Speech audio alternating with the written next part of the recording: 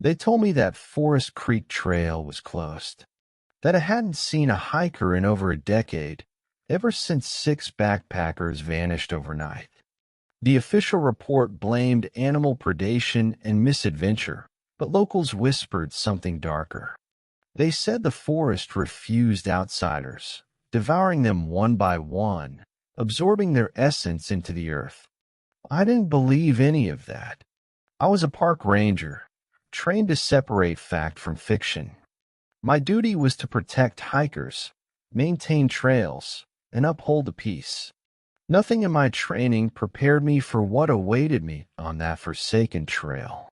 I arrived at the old log gate with sunrise, shining my high-beam flashlight on the rusted trail closed sign. Underneath, someone had grafted a newer warning, turn back or be consumed. A crude scrawl, I thought, left by an overzealous hiker. I snapped a photo for documentation and clipped it to my belt. My name was Ranger Quinn Myers, serving Pinewood National Park for 3 seasons, and I was determined to reopen that trail, safety hazards removed, trails cleared, signs replaced, before the upcoming summer rush. But as I'd soon discover, some paths were better left to rot. I parked my truck at Camp Wilkinson, the last official campground before Forest Creek. My gear, a backpack of rations, GPS unit, extra batteries, rope, a handheld radio, felt heavy on my shoulders. It was early May, but a late snowmelt had left the higher ridges slick and treacherous. I switched on the two-way radio to test range. Over crackling static came the familiar voice of Station HQ. Quinn, you copy? Do you have a visual on the gate? Copy that, HQ, I replied. Here at the gate, clear and secure. Heading in to assess the trail. Be careful, Ranger Myers. That area has poor reception. Keep us posted. I clicked off the radio, absently tapping the screen on my GPS, which displayed a green line tracing the trail's route. Each contour line, each waypoint flickered under my gaze. I loaded the pack, double-checked the map, and stepped through the half-open gate. The trailhead sloped downward, weaving beneath a canopy of firs and maples. Patches of snow still clung to the ground, slick as glass. I picked my way over half-buried roots, boots sinking into damp earth. The silence was unnaturally complete. No birds, no rustle of wildlife, only the steady patter of melting snow dripping from branches. My breath rose in puffs of steam. After an hour, I reached the old suspension bridge crossing Forsaken Creek. The ropes were frayed, boards rotted. I tested a step, one plank cracked under my weight. Scrawled in charcoal on the bridge's railing was a single word, leave. I frowned, tracing the letters with a gloved finger. Fresh scratches marred the surface, bark blood seeping into the wood. My heart lurched. Who or what had left that message? I radioed back. HQ, I found a warning sign on the bridge. Leave. Looks recent. Any record of trail interim maintenance? Negative, Myers. The closure was lifted last month. No reports of trespassers. Are you okay? I'm okay. Proceeding. I clipped the radio back to my belt and pressed on. The trail narrowed beyond the bridge, swallowed by dense underbrush. Snow gave way to mud. My boots squelched as I trudged along. At midday, I paused to rest near an overhanging boulder that served as an impromptu shelter. The air smelled of damp moss and pine needles. I checked my watch, 1:23 p.m. Perfect time for lunch. I unpacked my sandwich, half listened to the rushing creek below. A sudden gust whipped through the trees, rattling needles. I shivered, zipped my jacket tighter. Then I heard it, a voice distant and distorted, echoing like a half-forgotten memory. Quinn. I froze. I turned my head slowly. No one behind me. Just the trees, silent and unmoving. The hair prickled on my arms. A second whisper, closer now. Quinhel, stop playing games, I muttered, voice taut. This isn't funny. I strained to listen, but the forest swallowed the sound. I finished my sandwich, packed up, and continued. Yet in the back of my mind, the echo of that voice, my name, clawed at me, refusing to be dismissed. Late afternoon, I arrived at Raven's Cross, a rock formation marking the halfway point. According to the old trail guide, here once stood a wooden marker, a raven carved into a post. Now, only splintered stumps and rot remained. I took photographs for the report. The GPS indicated I was exactly 4.7 miles from the gate. I scanned the tree line and spotted fresh footprints, likely from a deer. But closer inspection revealed something weird. One set of footprints, human-sized, trailing off the trail and into the brush. They were fresh, no more than a few hours old. Yet no other ranger or hiker had reported missing. I crouched, tracing the prints.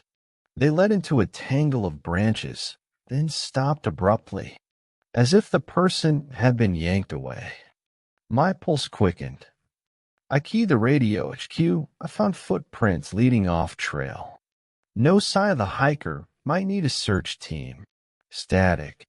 Then my own voice crackled back. Check again. I sighed. Probably out of range.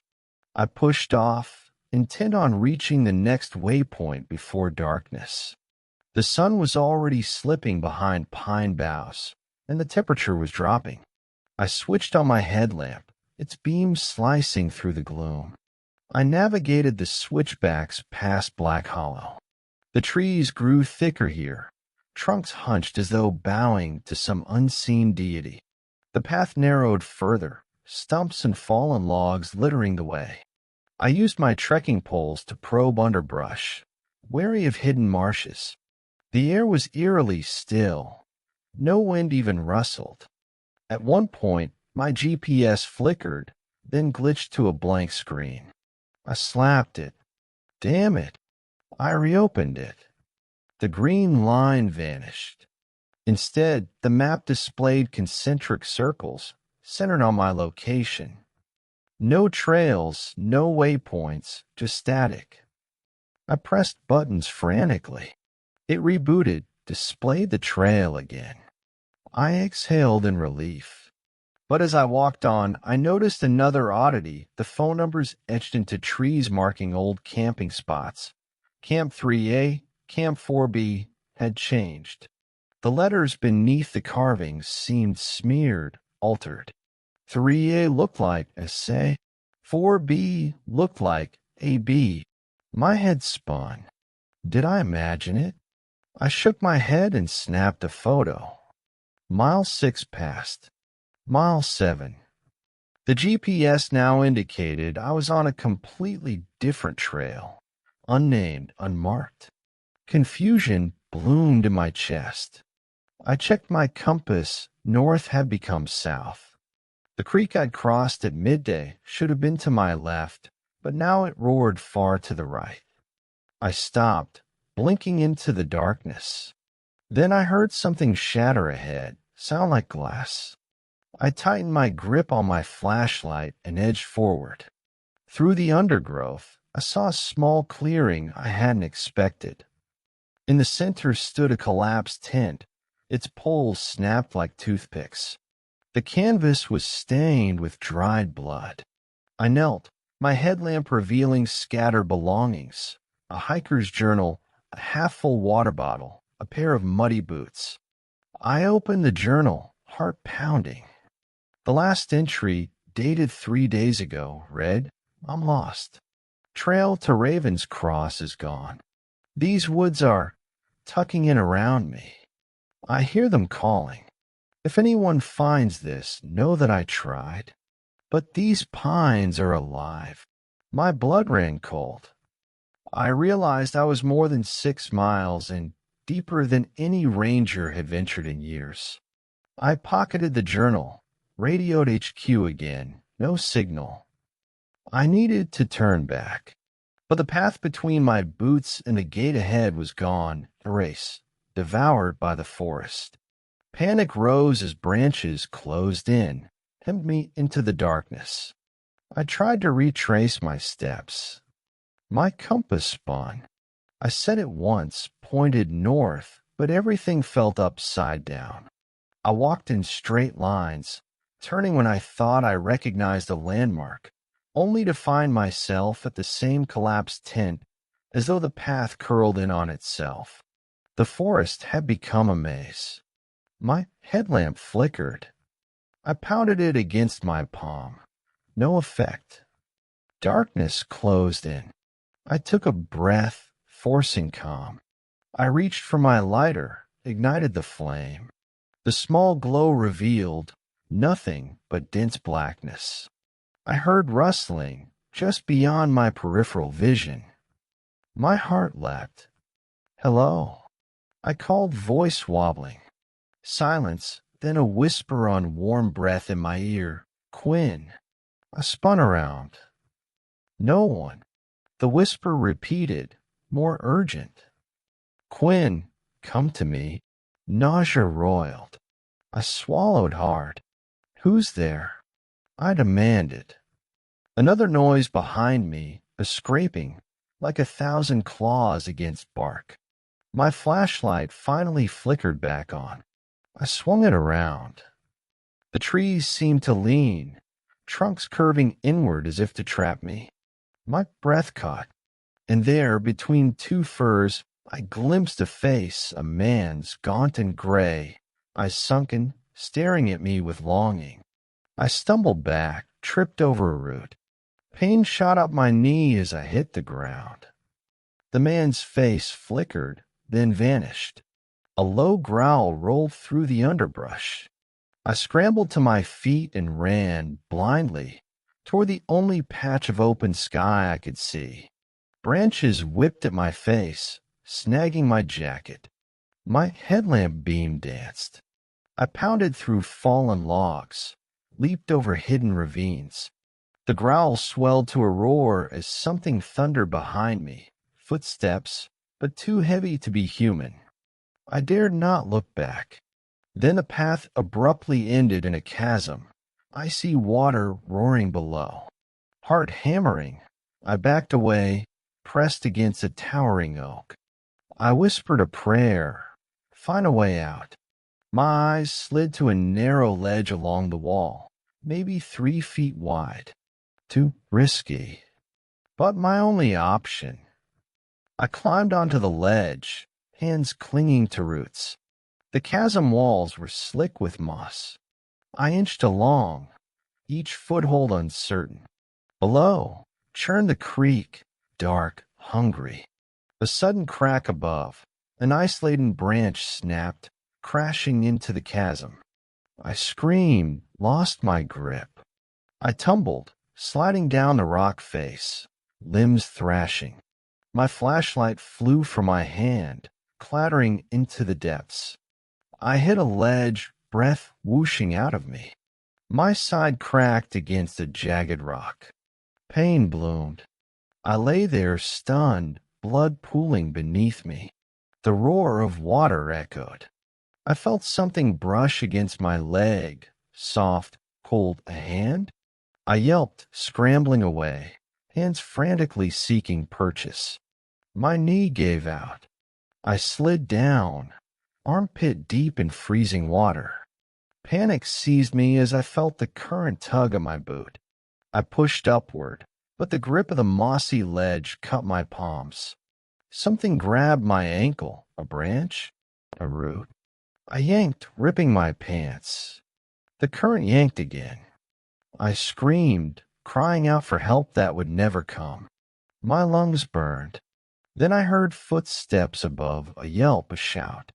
Someone reached down, a hand grasped mine. I clawed upward. Strong arms hoisted me out. I collapsed on solid ground, coughing, shivering, soaked. Lily's face came into view, her blue eyes fierce with worry. "Hold on," she shouted, hauling me to my knees. "Lily," I rasped, disbelief and relief crashing over me. "How what?" "Forget it," she snapped, wrapping me in a dried jacket. "No time. We need to move." She half carried me up the ledge, climbing like a mountain goat, until we reached a narrow shelf. Gasping, I tried to stand. Pain seared my side. "There's no signal," Lily said, scanning the darkness. "We need to get to the fire trail before we lose the moonlight." I nodded, teeth chattering. "How did you find me?" "My radio picked up your distress beacon, barely." "I followed the signal." I exhaled. "Thank God." She gave me a small, grim smile. "Come on." She supported me, stepping carefully along the ledge. Each move was precarious. One slip, and we'd fall 50 feet into the icy torrent. My head pounded. Every nerve burned. The forest around us seemed alive, branches shifting like reaching hands, shadows squirming just beyond the light. At last, we reached a ledge broad enough to stand. She leaned against a tree, checking her own headlamp. "Can you walk?" I tried, pain shooting through my hip, but I managed to nod. "Yes." Slowly, she guided me forward. We passed the collapsed tent again, its canvas flapping like a dying creature. I stopped, staring. "They're still here," I whispered. Lily's jaw clenched. "Yes." "We need to keep moving. The forest feeds on fear. We can't stop." We trudged on, step by agonizing step. Darkness surrounded us, a living presence. The creeping whisper of my name, "Quinn, Quinn," echoed through the trees. I shook my head, trying to block it. Lily led me on until we reached a fork. She checked her GPS. Her device still worked. "This way," she said, pointing left. I followed, half leaning on her. The path rose gradually, leading toward a patch of lighter sky. Through the trees, I glimpsed camp lanterns, faint glows bobbing in the dark. Relief washed over me. We emerged onto the Firelight Creek Trail, a maintained path lit by solar lanterns spaced at intervals. A small rescue party waited, flashlights trained on the tree lean. Medics rushed forward, lifting me onto a stretcher. Lily waved back, face pale but determined. As I was loaded onto a rescue ATV, I caught one last glimpse of the forest behind, shadows receding, the broken suspension bridge silent, the forsaken creek roiling beneath. The woods seemed to draw together, as though sealing a wound. Back at Ranger headquarters, I lay on a cot in the infirmary. My leg was bandaged, my side wrapped. The medics told me I'd need weeks to recover fully. I drifted between sleep and semi-consciousness, haunted by nightmares of whispering trees and pale faces. Lily visited me each day, bearing coffee and trail maps. We pored over notes, trying to piece together what happened. The footprints, the missing hiker's journal, the altered waypoints, everything pointed to something supernatural at work. But rational minds strained to find logical explanations. Landslides, mirrored paths, disorientation. Yet none accounted for the voice calling my name. I finally spoke. "Why did you come?" She sat on the edge of the cot, eyes dark. "I was at Firelight Creek looking for poachers when I picked up your distress signal. When I found the Forsaken Trail, I knew it had to be me. Years ago, I lost my brother there." I jerked upright, panic flaring. "Your brother?" She nodded, tears slipping down her cheeks. "He and 4 friends went in when they were 19. I was 14. They never came back. The ranger who investigated said they got lost, but I never believed it. I vowed that if anyone else found themselves trapped, I'd save them. I felt a knot forming in my stomach, my realization dawning. Lily, you were calling me back there. She looked away, guilt flickering in her eyes. Yes, I'd wander that boundary every year on the anniversary, calling his name, listening for an answer. When you disappeared, I heard you. My thoughts swirled. But how? We're connected, she said softly. Trauma, it leaves a thread. When the forest tried to take you, your fear resonated with my own unresolved grief. I called, and somehow it reached you. I shuddered. This forest, it feeds on pain. She nodded. I think so. That's why it's imperative that we seal the trail permanently. We can't let anyone else venture in. I closed my eyes. But can we? She exhaled. I have an idea. It's risky. But if we do it tonight, we might be able to break the forest hold. I looked at the ceiling, mind racing. What do we need? That evening, I hobbled in a jeep behind Lily's truck as she drove to the old ranger station at the forsaken trailhead. The sky was overcast, moonlight filtered weakly through cloud cover. I carried the hiker's journal, a volume of protective runes, and a small vial of blessed water. Lily had researched ancient forest rites, folklore passed down by indigenous rangers. Tonight, we would perform a banishment ritual to cut the forest's tether to the missing souls. At the trailhead, the gates stood open. The trail closed sign lay knocked aside, as though thrown by unseen hands. I shivered. Lily set out 2 lanterns and placed candles in metal holders at each corner of a makeshift circle etched on the ground. She marked the cardinal points with salt, forming a protective barrier. I studied the journal, the last entries scribbled in desperate haste. Underlined phrases, they call my name, the pines breathe, I cannot leave. I realized the missing backpackers had been trapped in a similar hunger. I opened to a creased page where the author had sketched symbols, circles intersecting with triangles. Notes in the margin. Use on gate at midnight. Lily stood at the center of the circle, wearing the silver amulet her grandmother had given her. She handed me a bundle of sage. We begin at midnight, she said. We'll burn this incense, recite the protective chant, then draw a line with the blessed water around the trailhead. That should sever the link. I nodded, swallowing fear. What about the forest guardians?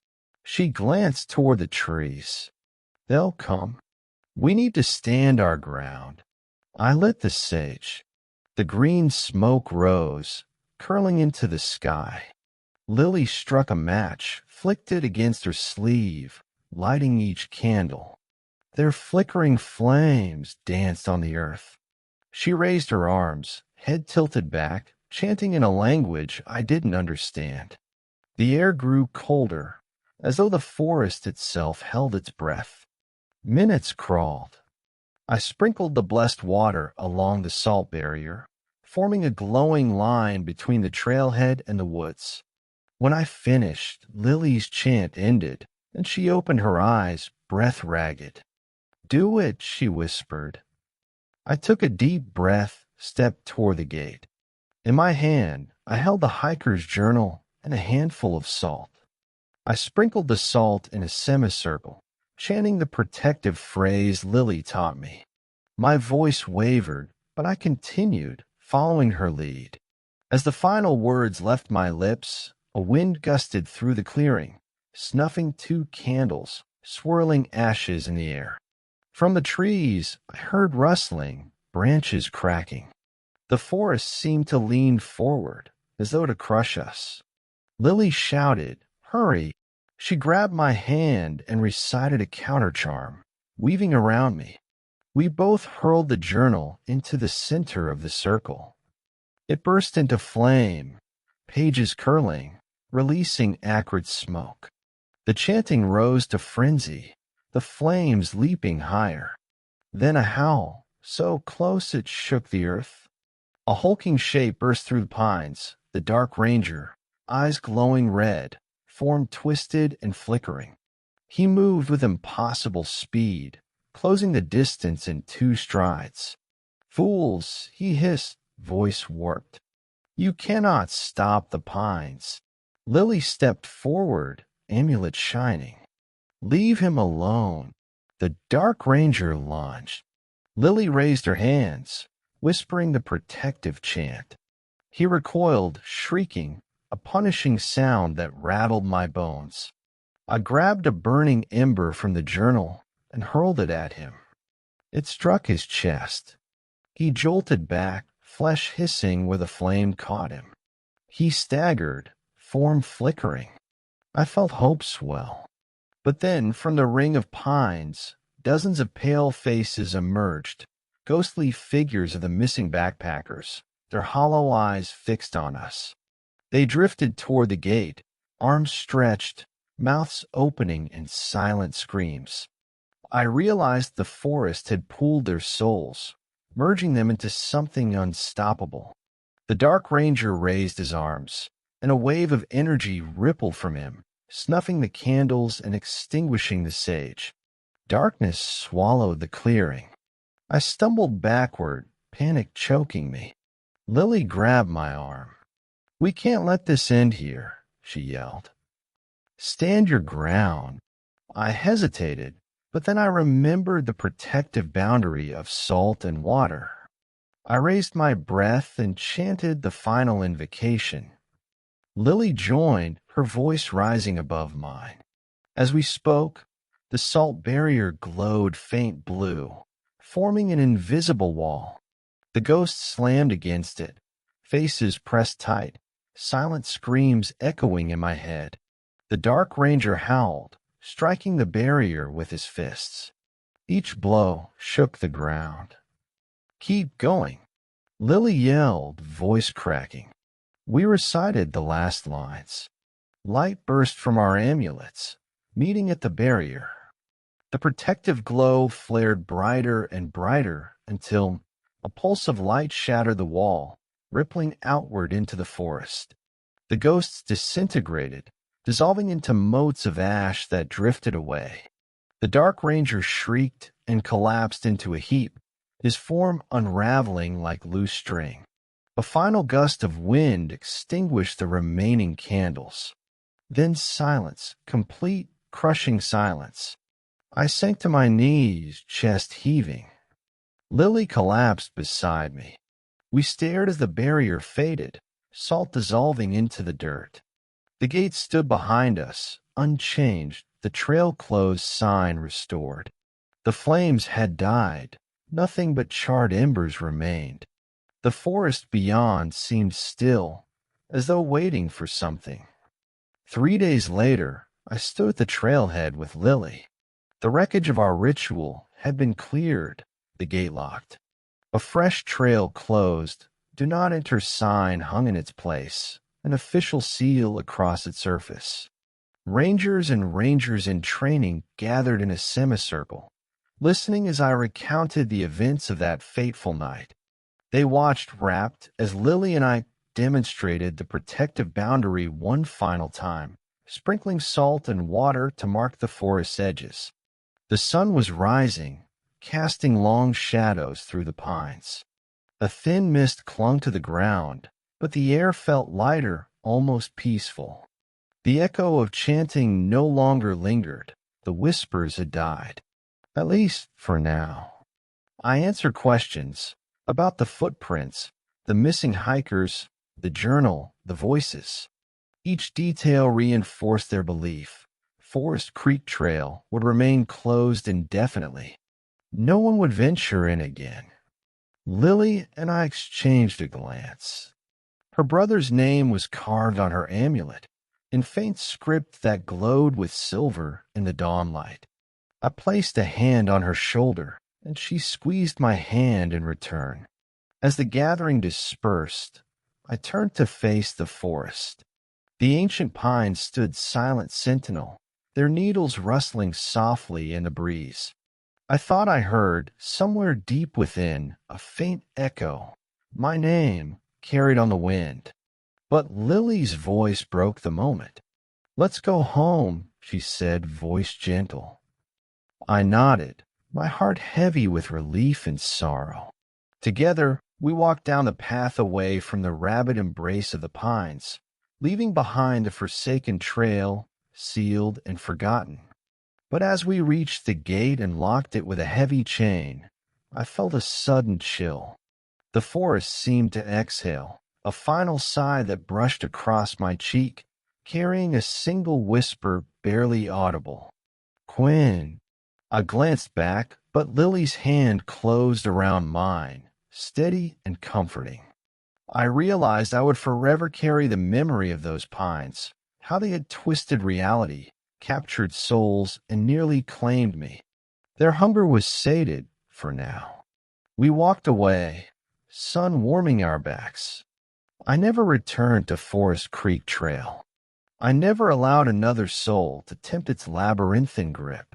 Yet every time I drove past its entrance, I felt that chill, heard that whisper, reminding me that some echoes never fade and some forests never truly let you go.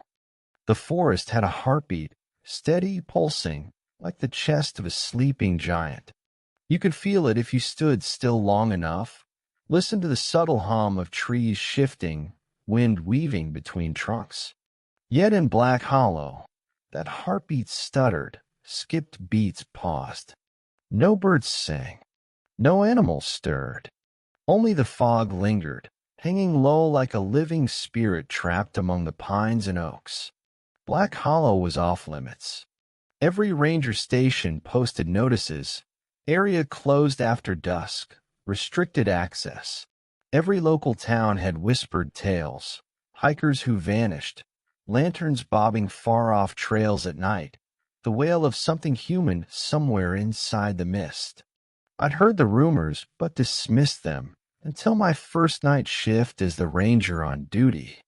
I arrived at Willow Creek Ranger Station in early June. My predecessor, someone they called Ranger Lane, had disappeared 2 weeks ago, simply vanished from his post. The station sat on the edge of Black Hollow, half sunken into the hillside, its paint blistered. I unpacked my things and found Lane's logbook on the desk, entries trailing off mid-sentence, ending with, "They watch me, can't escape." I slammed the book shut, uneasy. That night, I would discover why. Night fell swiftly in late spring, bright hues smothered by inky blackness.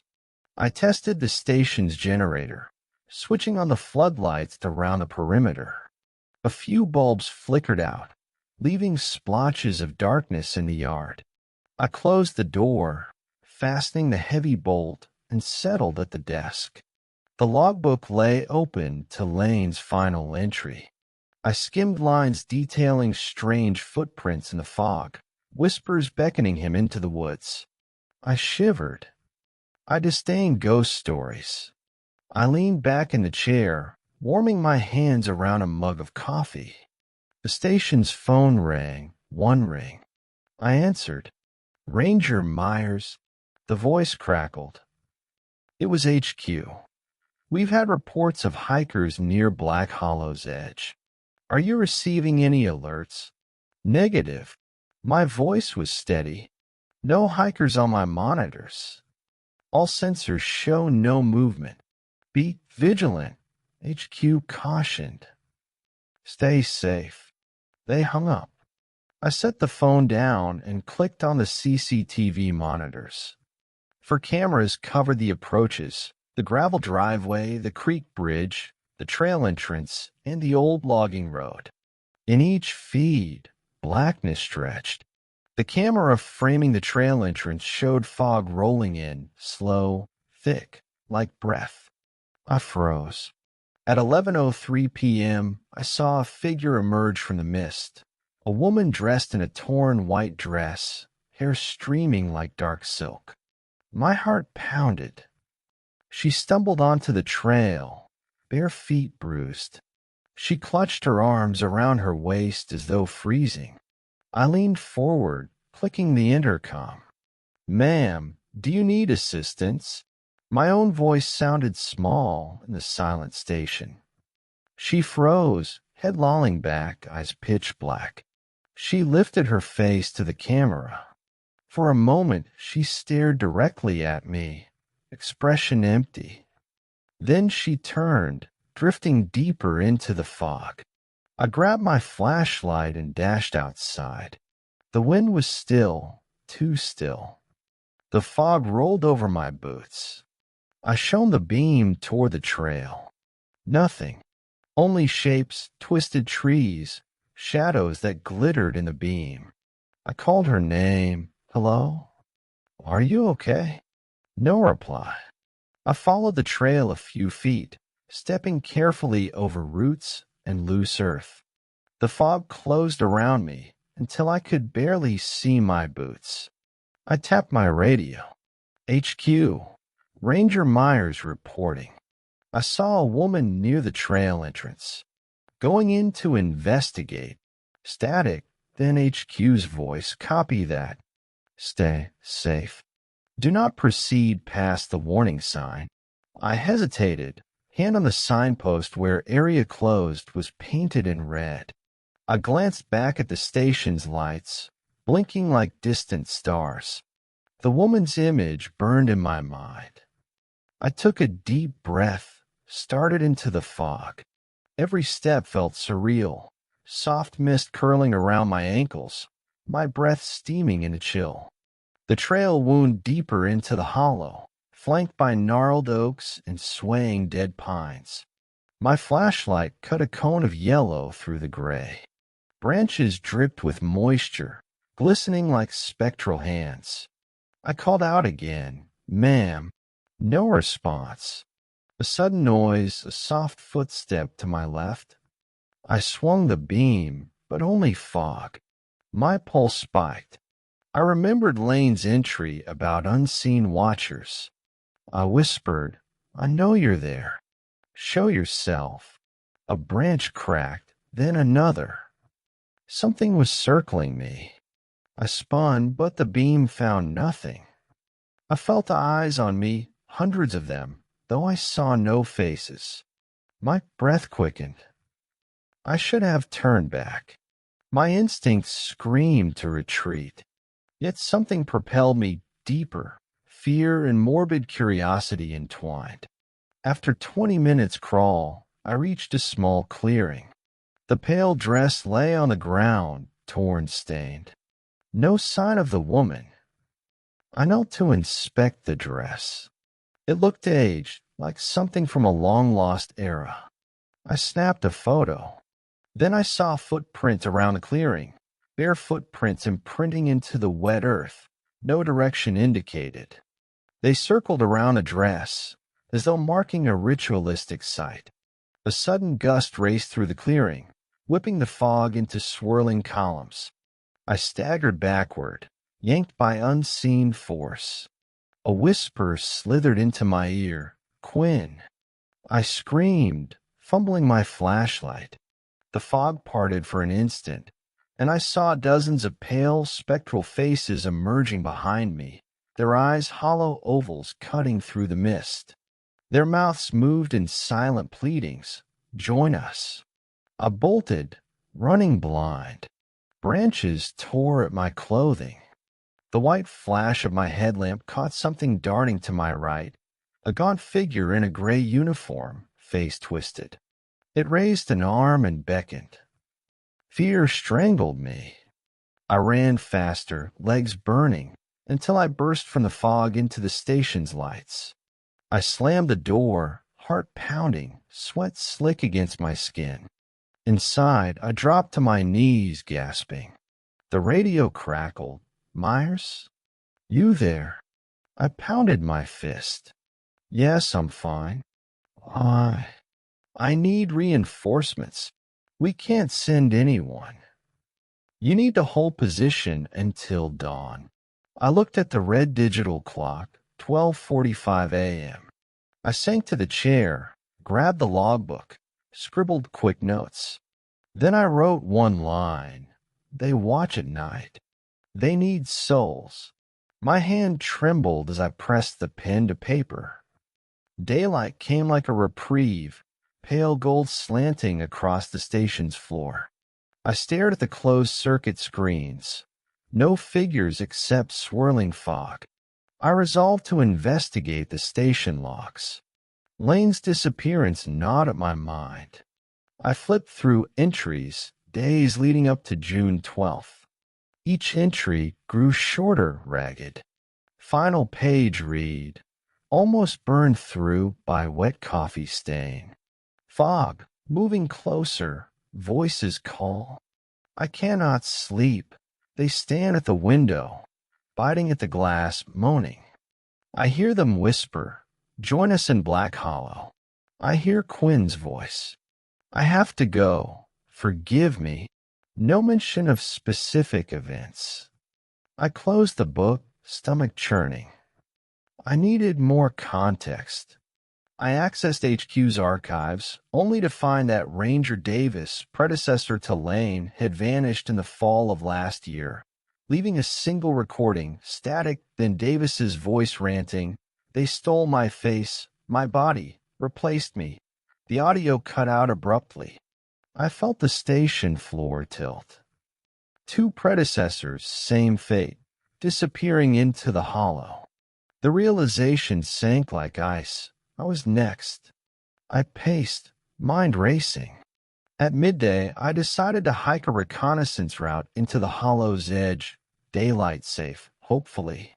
I donned a bulletproof vest, standard issue for hostile wildlife, strapped on a pistol, though I doubted bullets could stop anything here.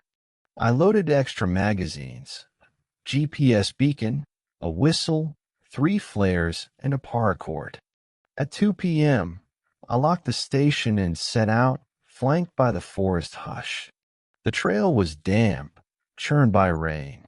I followed a ridge overlooking a pit of fog below. The hollow lay like a bowl, low clouds drifting inside. An old sign, Black Hollow, end of trail, gritted with grime. I paused, listening. Nothing but wind through leaves.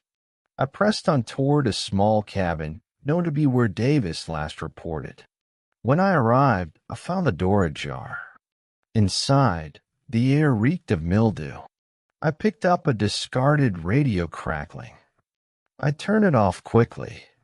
No signs of Davis, only overturned equipment, muddy footprints. I snapped photos, loaded the GPS tracker, and exited. A sudden rustle came from behind. I spun to see a figure standing at the tree lean, a man in a ranger's uniform, hands dripping blood. My breath caught. I raised my pistol. Stop. The figure did not budge. I leveled the gun. Who are you? He stepped forward, a featureless mask of flesh. No eyes, only dark pits. He opened his mouth, but no sound emerged. I fired. The bullet impacted his chest with a dull thunk. The figure did not fall. Instead, it waved a hand and dissipated into the fog like smoke. Adrenaline spiked. I ran toward the station, breath ragged. Dawn would not come fast enough. Back at the station, I barricaded the door with chairs. My phone beeped, a text from HQ. Ranger Myers, status? I typed, safe. But something is very wrong here. No reply. I studied maps. Past rescue logs revealed 3 searched attempts into the hollow, all aborted after teams reported unnatural stillness, whispers, or missing gear. No survivors. I felt an overwhelming weariness. I poured coffee, gulped it down, and forced myself to focus. I needed solutions. I opened my pack, found Davis's GPS beacon. I toggled it on. It blinked green. I marked its last coordinates, 2 miles deep, near the creek's headwaters. Curiosity clawed at me. Why had both predecessors gone deeper? What drew them? Was there something at the heart of the hollow? I resolved to follow the beacon at first light. Night came again. I couldn't sleep. I sat at the desk, scribbling notes on possible connections, rain patterns, ley lines, local indigenous lore. The hollow sat on an ancient burial ground, they said. Some claimed the forest was a barrier to keep something contained. Others said it was a gateway to something else. At 2:32 a.m., the monitors flickered. The camera at the back door showed the fog pressing against the windows, forming swirling patterns. I watched as figures took shape. Pale faces pressed to the glass, pressing words in condensation. Let us in. My breath hitched. I pounded the intercom. Who's there? Identify yourself. Silence, then static. The fog parted, and the door was empty. I exhaled, my heart racing. Suddenly, a knock, 3 slow raps on the window. I spun around. Outside, nothing but fog. I bolted to the door, locked, and put my ear to it. Heavy breathing on the other side. I pressed my hand to the glass. Frost formed where my palm touched. The breathing intensified, and I noticed a hand, cold, pale, fingers splayed. I reeled back, nearly falling, as the hand slid down the glass, leaving a smear of frost. I spun toward my pistol. Stay back, I shouted, but the fog swallowed my words. My mind raced. I needed answers tonight. I grabbed the radio. Lily, do you copy? I whimpered. Please, Lily, please respond. Static. Tears burned. I felt last shred of sanity slip away. At dawn, I packed for my trek. GPS beacon, radio, pistol, paracord, flares, and a battered journal I'd recover from the cabin. Lily's handwriting scrawled on the cover. If you find this, be careful. I set out alone. The forest seemed oppressive even in daylight, branches twisting like skeletal arms. I followed the beacon's ping, each beep guiding me northward. The path was indistinct, covered by years of leaf litter. My only markers were the small trail Blaze's Lane had carved, faded green circles painted on trees. By midday, I reached the creek's headwaters, a rocky spring bubbling with cold water. There, half buried in moss, lay Davis's broken GPS unit. I carefully lifted it. It screamed dead. Next to it, I spied a ring of stones engraved with symbols, triangles, circles, and wavy lines forming an ancient diagram. I snapped photos. My pulse quickened. The ring encircled a hole in the ground, maybe 3 feet across. Inside was darkness, too black to see. I set my flashlight aside, peering into the void. I felt a cold draft, like breath. This can't be natural, I whispered. I lowered myself on my elbows and carefully eased into the hole. My torso slid in, my head brushing against damp stone. I drew my legs in. The opening closed around me, leaving only a sliver of air. I clicked my headlamp on. The beam illuminated a spiral stairway hewn in rock, descending into darkness. I swallowed. I couldn't turn back. My predecessors had gone down here. Their voices echoed in my mind. I can't escape. They stole me. Help us. I gripped the railing, rough-hewn stone slick with moisture. I descended, each step echoing. The air grew colder, oppressive. The walls closed in. I rounded a bend and glimpsed a cavernous chamber, stone pillars rising like cathedral columns. Bioluminescent fungi dotted the walls, casting sickly green light. At the center of the chamber stood a stone dais, carved with the same symbols as outside. 3 shattered Rangers' amulets lay on a dais, fragments shimmering under the fungal glow. I realized with a pang Davis's and Lane's amulets were here, broken. Mine, if I had had one, would join them. A chorus of whispers surged around me, disembodied voices echoing off walls. I could make out words. Quinn, join us. Stay forever. My legs shook. I forced myself forward, heart hammering. Beyond the dais, I saw shapes, heads bowed, pale skins luminescent under the mushroom's glow. They turned as one, spectral forms of Davis and Lane, eyes glowing, mouths gaping. They hovered over a shallow pool of black water that rippled like oil. Lily's voice rang in my head. The hollow is a prison. Their souls are trapped. I stared at the pool. My reflection shimmered, distorted, elongated. Something shifted behind me. I whipped around. Nothing. Then the chamber door slammed shut, stone grinding against stone. Panic twisted my stomach. I drew my pistol, pointing it at the dais. My hands trembled. A deep growl echoed from the pool. The surface broke, and a hand emerged, pale, emaciated, webbed between fingers as if waterborne. It reached for the dais. The whispers swelled to a cacophony of voices. I aimed my pistol at the hand. Stop! I screamed. Get away from them. The hand recoiled. The water glided out of the pool in a ribbon of shadows, eating the fungal glow. A shape rose, towering, hunched, features obscured beneath hooded moss. I realized it was the dark entity, the force behind the hollow's hunger. The entity advanced, its form shifting, sometimes tree-like, sometimes human, dripping wet with black water. It spoke in a voice like cracking ice. Ranger, you venture far. Why do you defy the hollow's will? I swallowed, jaw clenched. My voice caught. I want to free them.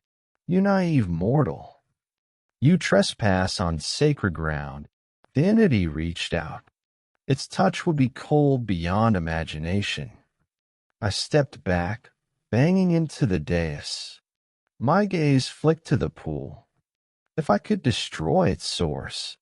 I knelt, yanking a dagger from my belt. The blade glinted. I lunged, plunging the dagger into the pool's center. Water boiled, black smoke spitting upward as the blade sank. The entity howled, a sound void of mercy. I wrenched the dagger free, flicked it against the swirling water. The pool erupted in a geyser of black ichor that splashed onto my boots. I slipped, falling against the dais. The chamber trembled. The pillars creaked, fungus shedding onto the ground. Behind me, the chamber door ground open, light from above flooding in. The entity roared, melting back into the dark water. This is not the end, Ranger. I scrambled to my feet and raced up the stairs, adrenaline searing my limbs. The beam of my headlamp bobbed crazily as I ascended. Claws of branches and roots seemed to claw at me. The world tilted as I burst through the ring of stones, gasping for air. The sun had just dipped below the ridge. The sky bled orange. I stumbled into open air, collapsing against a pine. The world felt unsteady, like waking from a nightmare. I checked the ring of stones. The symbols glowed faintly before fading. The pool's surface looked dry, nothing left but a dark stain on the rocky floor. My radio crackled. Lily's voice urgent. Quinn, we saw your beacon. Where are you? Gulp fresh air. I'm out. It's over. You were right. It's a prison. Get back to base safe, Lily said. We'll send help. I nodded, though she couldn't see me. I'm coming. By nightfall, I returned to Willow Creek Station with a search party in tow. A dozen rangers fanned out across the ridge, checking for anything amiss. I led them to the ring of stones. The dappling moonlight revealed smudges of black ichor on my boots and clothing. HQ ordered us to partially fill the well, this chamber below, and scatter purified salts around the site. Lily performed a cleansing rite. She chanted an ancient incantation, pouring a lantern of oil onto the symbols as the others scattered salt.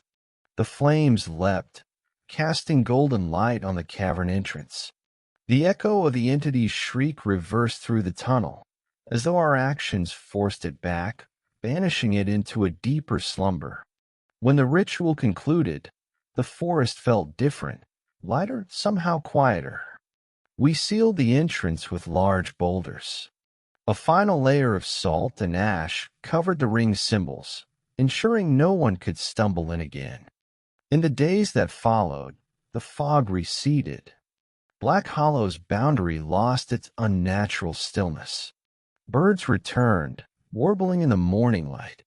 Ranger Davis's GPS beacon, somehow drained of power, lay smashed near the ring. Lane's journal pages fluttered in a breeze, the ink faded as though never written. A month later, I stood before the Firelight Creek Station, briefing incoming rangers. The official report labeled Black Hollow as geologically unstable, prone to sinkholes, a convenient explanation for Lane's and Davis's disappearances. Most accepted it. A few asked pointed questions: why the area must remain sealed, why no further exploration was permitted. I offered bland reassurances. We need to protect them from environmental hazards. Lily joined me afterward. We walked to the ridge overlooking the hollow. The morning mist rose, swirling in the hollow's depths. I glanced at the sealed stones. The forest seemed calm, but I knew the entity still slept beneath. I traced my scarred hands along Lily's arm. Did we truly end it? I whispered. She sighed. For now. But the seal will weaken. One day, someone will venture in again. I swallowed. What then? She looked at me, I steadied. Then we'll be ready. We'll protect this forest, its living heart, no matter the cost. I nodded, resolve hardening. Thorns of memory lingered, the growls, the whispers, the icy touch of that darkness. But I had faced it and lived. For Pinewood National Park, and for every lost ranger, I swore I'd stand vigilant. As the sun rose, we turned away, leaving Black Hollow's heartbeat to its unnatural slumber. But deep in the forest, where light dared not tread, I sensed something stir, an echo of a heartbeat, slow and patient, waiting for the next visitor to cross its threshold. The forest was quiet when I arrived just after midnight, save for the soft hum of my truck's engine. Mist curled around the tall pines like ghostly fingers. As a park ranger at Silverwood Ridge State Park, I was accustomed to late-night patrols, checking closed trails, monitoring wildlife. But tonight fell off. A hush pressed against my eardrums, as though the forest itself held its breath. I parked near the base of the ridge, where an old fire lookout tower stood abandoned. The station's lights were extinguished, windows boarded. I should have turned around and gone home, but something compelled me to climb the rickety stairs to the entrance. The wood groaned beneath my weight. At the top, the tower was empty, the panoramic windows shattered long ago. Outside, the moon peeked through clouds, casting the treetops in ghostly silver. I leaned on the railing, peered into the valley below, and my blood ran cold. Down in the clearing, 5 tents formed a circle around a flickering bonfire. No breeze stirred the smoke. I counted the shapes drifting in the fire's glow. Figures hunched, heads bowed. They were chanting something. My radio crackled, static filling the air.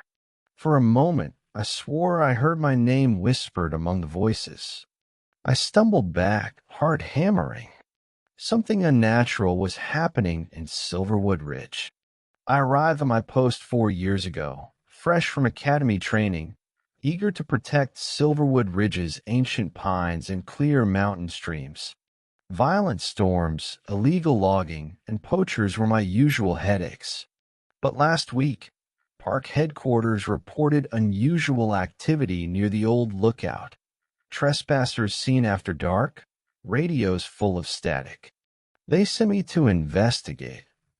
I brushed it off as pranksters, local teens trying to scare off hikers. My first lead came when I found footprints leading away from the Lookout to Bear Creek Trail. The path was littered with broken branches, trampled ferns. I followed until I spotted red fabric tangled on a low branch, part a tent flap, blackened at the edges.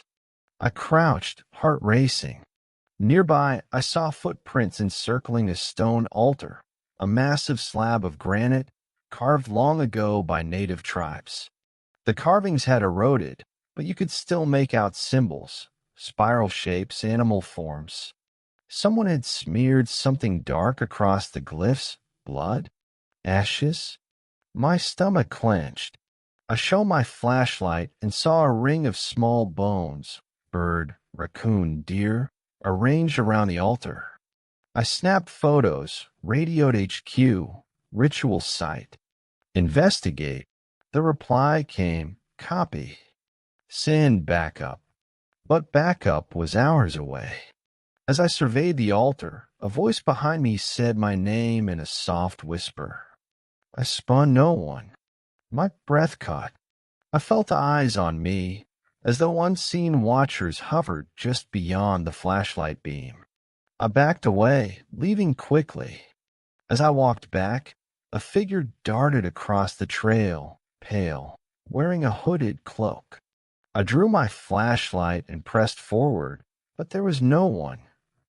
The forest resumed its stillness, as though nothing had occurred. I reached my truck, heart pounding, but told myself it was just nerves.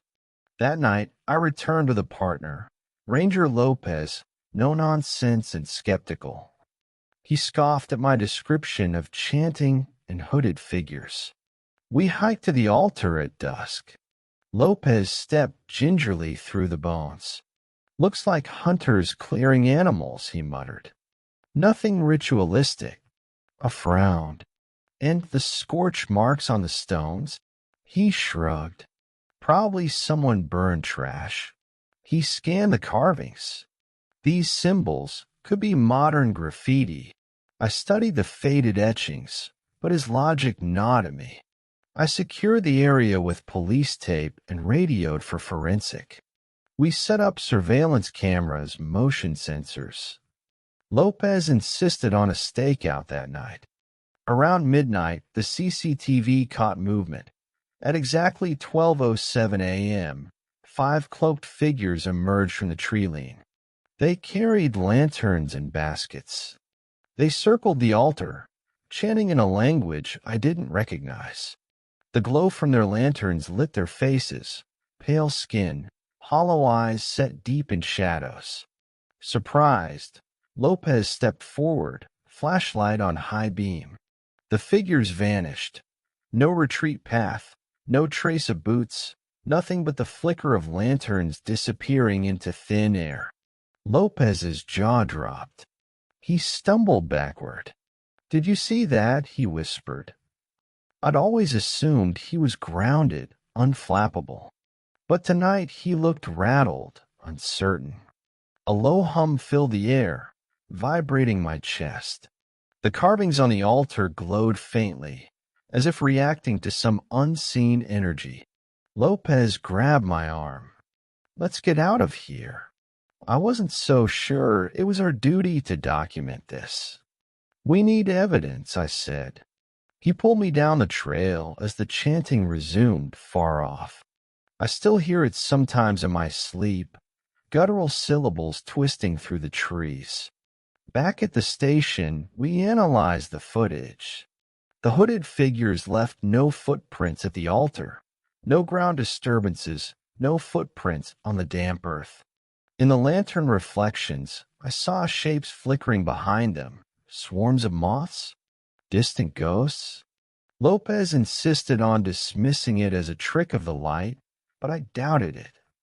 I contacted Dr. Eliza Merrick, an anthropologist specializing in indigenous rights. She recognized the carvings, a protective seal against malevolent spirits created centuries ago by an unknown tribe. The seal was meant to hold something within, to imprison a vengeful entity known as the Whisperer.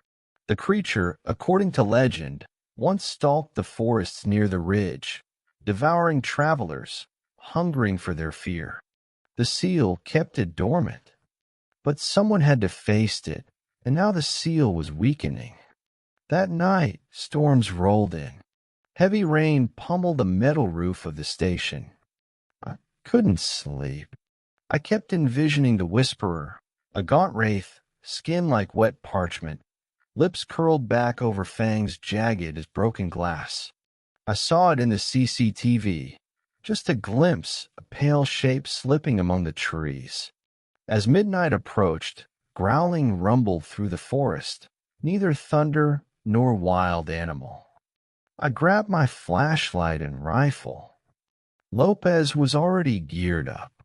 "We're going back," I said. He nodded, face pale in the moonlight. We reached the altar just as lightning split the sky. The chanting began again, louder, more urgent. The hooded figures appeared, but this time they didn't vanish. Their faces were expressionless, eyes black as obsidian. The rain couldn't penetrate their robes. They moved unaffected. They finished the chant and raised their lanterns. Flames twisted into unnatural shapes, casting eerie shadows on the stones. Suddenly, the earth tremored, splitting beneath the altar in a jagged fissure. A scream, a distant howl, rose from the depths, echoing up the rock walls. The Whisperer emerged, towering skeletal, skin stretched across protruding ribs. Its eyes burned with primal hunger. It opened its maw, a black void dripping ichor, and lunged at us. I raised my rifle and fired at its head. The bullet shattered on impact, as though hitting a force field. Lopez swung a tactical light, trying to blind it. The monster recoiled, uttering an inhuman roar that rattled my eardrums. I stumbled backward, felt the acrid stench of rot fill my nostrils. We retreated as the creature advanced, footsteps leaving no imprint on the wet earth. We raced down the trail, branches clawing at us. I dared not look back, but I heard the crash of trees as it pursued. We reached my truck in a frenzy. Lopez fumbled with keys, hands shaking. I ditched my rifle in the back seat and jumped in. We drove off-road through the mud, engine snarling. The tower, the altar, and the ritualists fell behind in the swirling fog. I radioed HQ, voice ragged. "You have to send SWAT. There's a monster out here." Static. Nothing. As we cleared the ridge road, something slammed into the passenger window, a face pressed flat like a piece of paper, mouth stretching wide to reveal rows of needle-like fangs. The glass cracked but held. Lopez swerved, nearly driving off the embankment. The figure's eyes glowed red, and it hissed.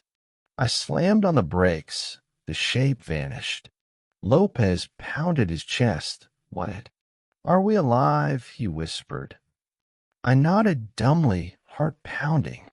Back at the station, we barricaded the doors and windows.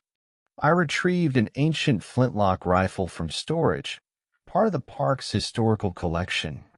Legend said the tribe's warriors imbued their weapons with protective spells.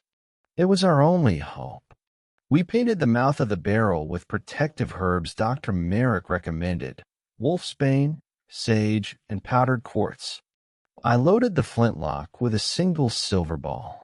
By midnight, the chanting resumed outside. The altar had cracked, but faint carvings still glowed at its edges. The ritualists returned, their cloaks flapping like dead leaves. They formed a circle around the fissure. The Whisperer emerged, taller than the tallest pine, skull gleaming. Its flesh was stretched thin, translucent, veins pulsing. It moved with a predator's grace. I raised the flintlock, voice shaking as I recited Dr. Marek's protective incantation. I aimed carefully and fired. The silver ball tore through the Whisperer's shoulder with a thunderous crack. The creature howled, an ear-splitting shriek that made my ears bleed. Mist erupted from its wound, revealing a core of shadow. It staggered back, claws ripping into its own flesh.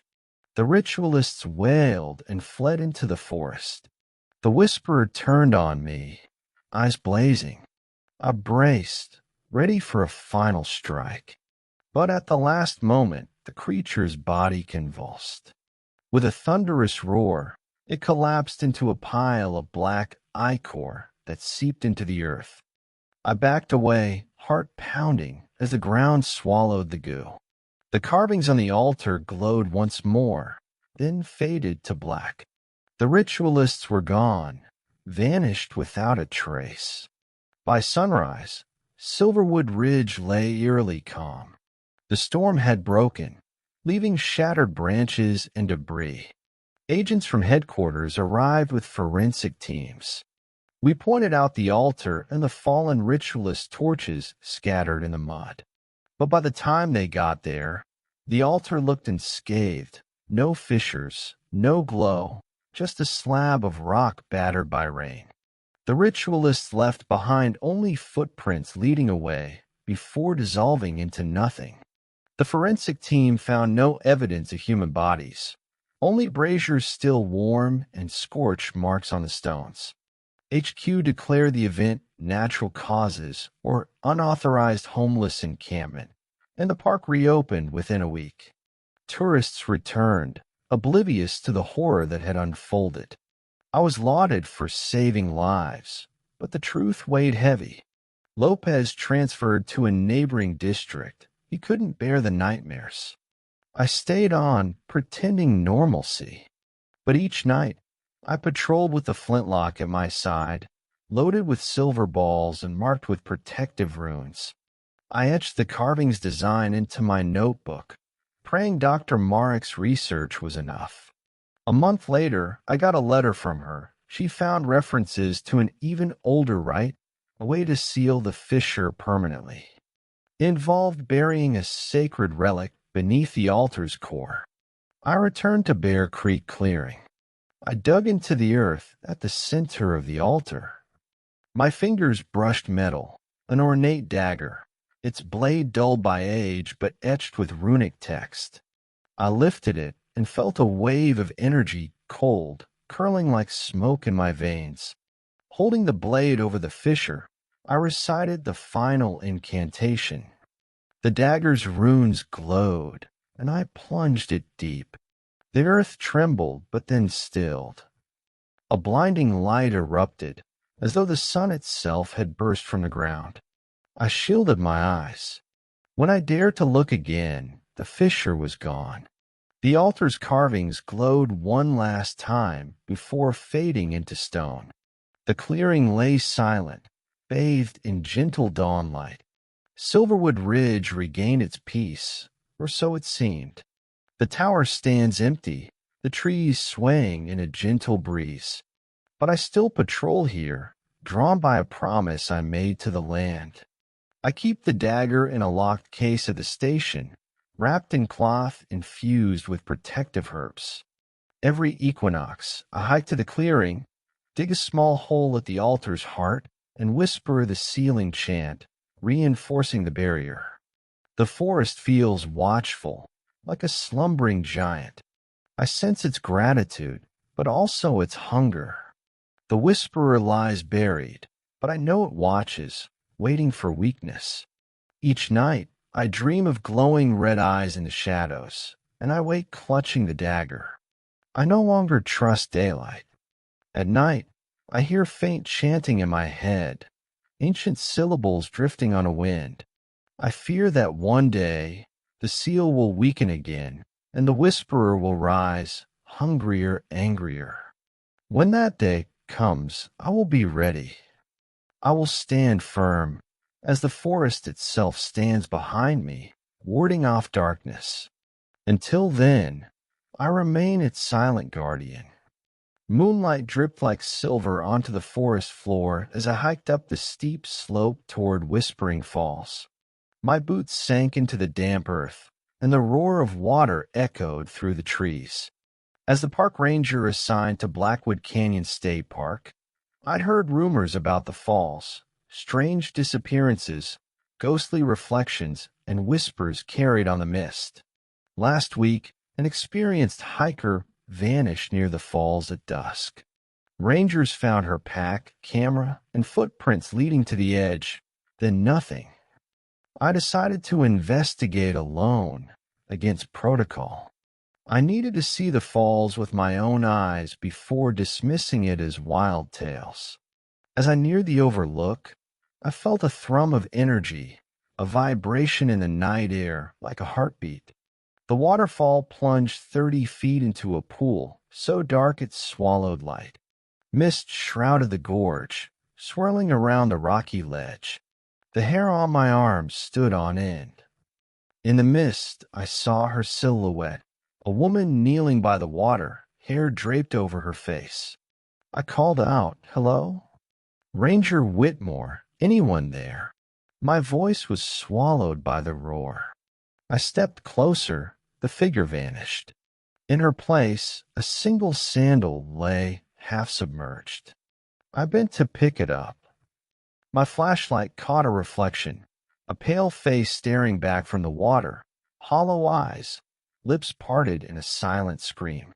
I stumbled back, heart hammering, but the face remained until the mist swallowed it. I clenched my fist. I would uncover the truth behind Whispering Falls. I've been a park ranger at Blackwood Canyon for 2 years, a place known for its redwood groves, mist-cloaked gorges, and hidden caves. Most visitors came for day hikes, picnics, and camping. Rarely did anything unusual happen, save for Whispering Falls. The locals whispered about a woman named Marisol Vega, who drowned there in 1974. She was searching for her fiancé, a logger who disappeared in a landslide above the falls. Heartbroken, she wanted the gorge until she slipped and fell. Some said her spirit lingered, seeking companionship, drawing travelers into the water. I researched her case in old newspaper archives. Marisol's body was never recovered. Some claimed she survived and vanished into the wilderness, but the official verdict was accidental death. I found a grainy photograph of her, dark hair, haunting eyes, lips parted as though mid-scream. I showed it to my partner, Ranger Gibbs, who scoffed. "Ghost stories," he said. "People see what they want to see," but I knew something lurked behind the myth. Last week's disappearance rattled me.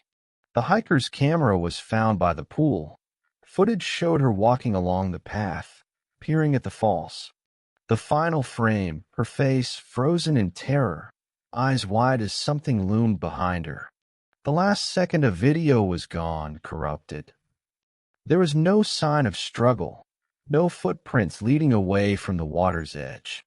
It was as though the falls itself had claimed her. That night, I called Dr. Helena Cho, a parapsychologist I'd met at a conference. She agreed to help me investigate. "Meet me at the main trailhead at midnight," she said. I arrived early, flashlight and rifle at my side. She wore a leather journal hung around her neck, face pale in the moonlight. "I sense strong residual energy here," she whispered. Marisol's spirit may be echoing her final moments, reenacting the tragedy.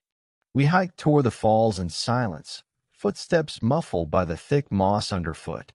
The canyon walls rose on either side, dripping water and moss, as though the forest wept constantly. Breathing heavily, we reached the overlook platform. The roar of the water was deafening. We set up equipment, EVP recorders, infrared cameras, and EMF detectors.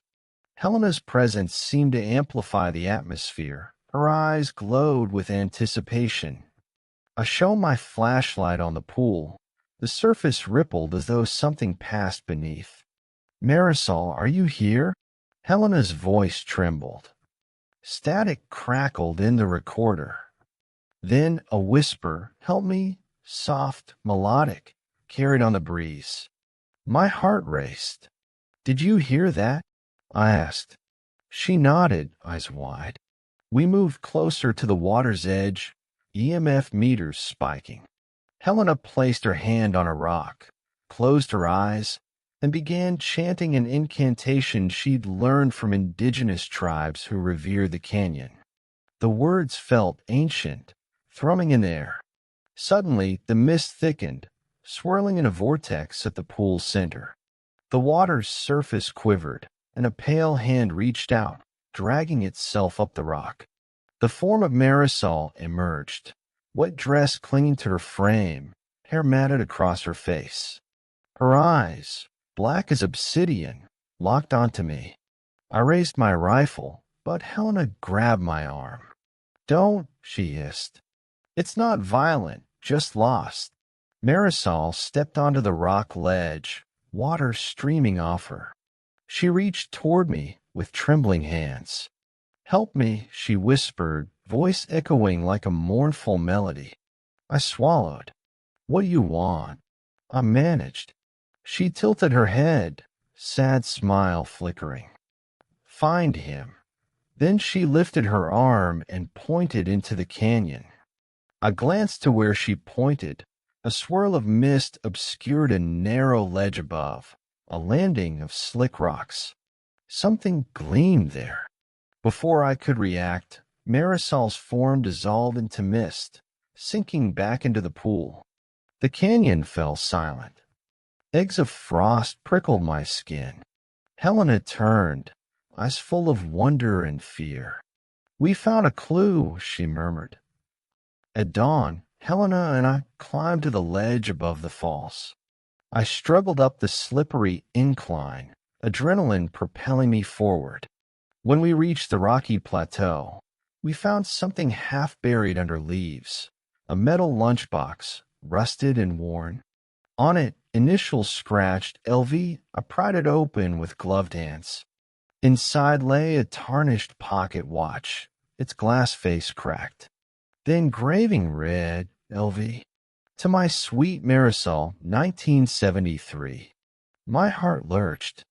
This could only belong to her fiancé, Luis Valdez, presumed buried in the 1973 landslide.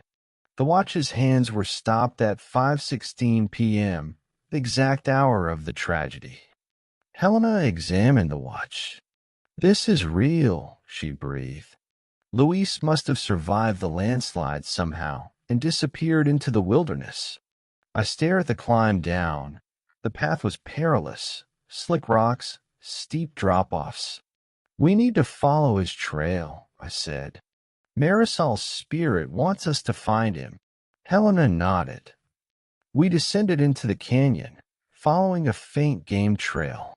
The EMF meters spiked again as we passed a cluster of ancient petroglyphs. Helena pointed them out, symbols of water, death, and rebirth, a suggested ritual site. Another circle of stones, similar to the one in Story 1. I photographed them. "Something happened here," I whispered. As we continued, the sun sank below the ridge. Shadows elongated, merging into darkness. My flashlight cut through the gloom. Suddenly, I felt a presence behind me, warm breath on my neck. I spun. No one. The EMF meters spiked to maximum.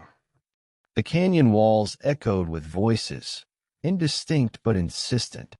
"Luis," they called. My chest tightened. I stepped back, nearly stumbling. Helena grabbed my arm. He's close. We reached a narrow ravine where the trail forked. One path led deeper into dense woods. The other climbed toward a cave entrance. Inside, the air was stale, reeking of damp stone. I pressed my flashlight against the wall. Ancient carvings. A woman kneeling before a man, hands clasped. A bullet hole marred the depiction. My stomach churned. A sudden rustle sounded in the darkness ahead. A figure emerged, gaunt, eyes hollow, wearing tattered clothing. It must be Luis. But his face remained gaunt, lips cracked, as though he hadn't eaten in days. He stared at us, expression blank. I raised my rifle. "I'm Ranger Whitmore," I said. "We found your watch. Marisol sent us." He blinked slowly, tears pooling in his eyes. She waits." His voice echoed, distant. "Find her." He turned and backed deeper into the cave. As he retreated, the EMF meter went silent. The figure collapsed into a heap of nothing. No body, no bones, nothing. I stumbled backward, heart pounding. Helena shook me. "We need to get out." We raced up the ravine path, shadows lashing at our legs. I dared not look back. I heard his whisper behind me, "She waits, find her," until we broke from the trees into the open. Only then did I dare to slow. Back at the station, I cataloged the watch and petroglyph photos. Helena's face was pale. "Luis's spirit is trapped," she said. "He's a shell without purpose. We must reunite him with Marisol." I swallowed. "How?" She explained that Marisol's spirit was anchored at the falls. We needed to perform a unification rite there, bring the watch to the pool's center, recite vows engraved on the blade of the dagger I carried on every patrol after Story 2. The ritual would bind their spirits, granting them peace. Night fell again as we drove to Whispering Falls. My heart pounded as we set up candles on the rock ledge. The wind snapped them out one by one. Helena murmured prayers from a tattered grimoire. The falls roared below. I held the watch above the water, reciting the inscription under my breath. "To my sweet Marisol, time stands still without you." The EMF meter spiked. The air grew heavy. I felt a tug at my chest, something probing, searching. Suddenly, a hand emerged from the pool, the pale, wet hand of Marisol. She grasped the watch and held it to her heart. Her face appeared above the water, eyes black, sorrow etched in every line. Next, a figure rose on the ledge behind us, Lise. His face was gone, but his eyes had life in them. He stepped toward Marisol, lips trembling. They reached for each other just above the waterfall's mist, hands clasped. A low chant began behind me, Helena's voice breaking as she recited the unification prayer. The mist swirled, enveloping them. Their forms shimmered, blurring. For a moment, the canyon fell silent. No roar of water, no whisper of wind, only my own ragged breathing. Then, with a flash of white light, they dissolved into motes of luminescent dust, swirling upward, merging until a single wisp drifted into the night sky before vanishing. The falls resumed their roar. I sank to my knees, tears streaming. Helena knelt beside me. "They're free," she said softly. In the days that followed, the atmosphere at Whispering Falls changed. Hikers reported a sense of peace, a gentle hum that filled the air at dusk. No more disappearances. The mist still drifted, but it carried a quiet joy instead of dread. I performed a final survey of the petroglyphs. No EMF spikes, no whispers. Only the ancient carvings stood as a testament to what had transpired. Helena departed, promising to study the canyon's energies further. I returned to my routine patrols, but something about the night felt different. The forest seemed alive in appreciation. I carried the pocket watch in my uniform pouch, a reminder of the couple's reunion. Occasionally, on quiet evenings, I'd hike to the falls and stand at the edge, hoping for a fleeting glimmer of Marisol's hair or Luis's face in the mist. But they were gone, finally at rest. Yet I couldn't shake the feeling that the canyon remembered. Sometimes at sunset, I'd hear a faint melody on the breeze, a lullaby Marisol once sang to her lover. And when I closed my eyes, I'd see them dancing in a mist, silhouettes entwined in moonlight. I'd open my eyes expecting nothing, but sometimes I'd catch the sparkle of a watch against a rock or the flash of a dress on the water's edge until it vanished. A reminder that love endures, even beyond death, and that some ghosts simply long to be freed. Whispering Falls is now a sanctioned trail, open year-round. Visitors come to marvel at its beauty, unaware of its haunted past. I guide tours, sharing the legend of Marisol and Luis, cautioning hikers to respect the water's edge. I carry the watch in a glass case at the ranger station, a testament to the mystery we unraveled. Each day, I watch as the forest shifts with the seasons, the falls rushing with spring melt, the canyon cloaked in winter's hush. At night, when the moon is full, I sometimes sense a presence standing beside me at the overlook. Two forms, hand in hand, watching the water. I offer a silent bow of respect, imagining their gratitude. The past feels closer now, woven into every rustle of leaves and every ripple on the water's surface. My duty continues to protect Blackwood Canyon, to heed its whispers, and to honor those who rest beneath its soil. For as long as I stand watch, I ensure their story is never forgotten. And I know each night when the mist rolls in, if I listen closely, I'll hear faint laughter, carried on the roar of the falls, a reminder that love, even in death, can tame the darkest places. The old Oakshade campground lay silent beneath a crescent moon. I drove the perimeter in my patrol SUV, headlights cutting across vacant campsites. As the park ranger assigned to Whisperwind Gorge National Park, I was used to quiet nights, owls, coyotes, the crackle of distant campfires. But tonight something fell off. The air was still heavy, as though frozen by unseen dread. I parked near campsite 12, where the campsite's lantern flickered even though it was turned off. I stepped out, breath misting in the cold. Something about that lantern drew me closer, like a beacon. In the lantern's light, I saw messages scrawled in blood. Leave, run, they are coming. I spun, scanning the trees. No one in sight. My heart thumped as if it would burst. I picked up the radio. Dispatch, this is Ranger Whitmore. I need backup at Oakshade Campground, urgent. Static answered, then a faint whisper, they coming. The words trailed off. I stared at the woods, knowing I was not alone. I arrived at Whisperwind Gorge last spring, eager to bring some structure to the sprawling wilderness. The park was home to ancient ponderosa pines, limestone gorges, and the eponymous Whisperwind River, which carved through the canyon's heart. Hunters, hikers, and campers frequented the trails. Nothing ever threatened their lives until last month. Reports came of campers disappearing overnight, tents slashed, belongings strewn.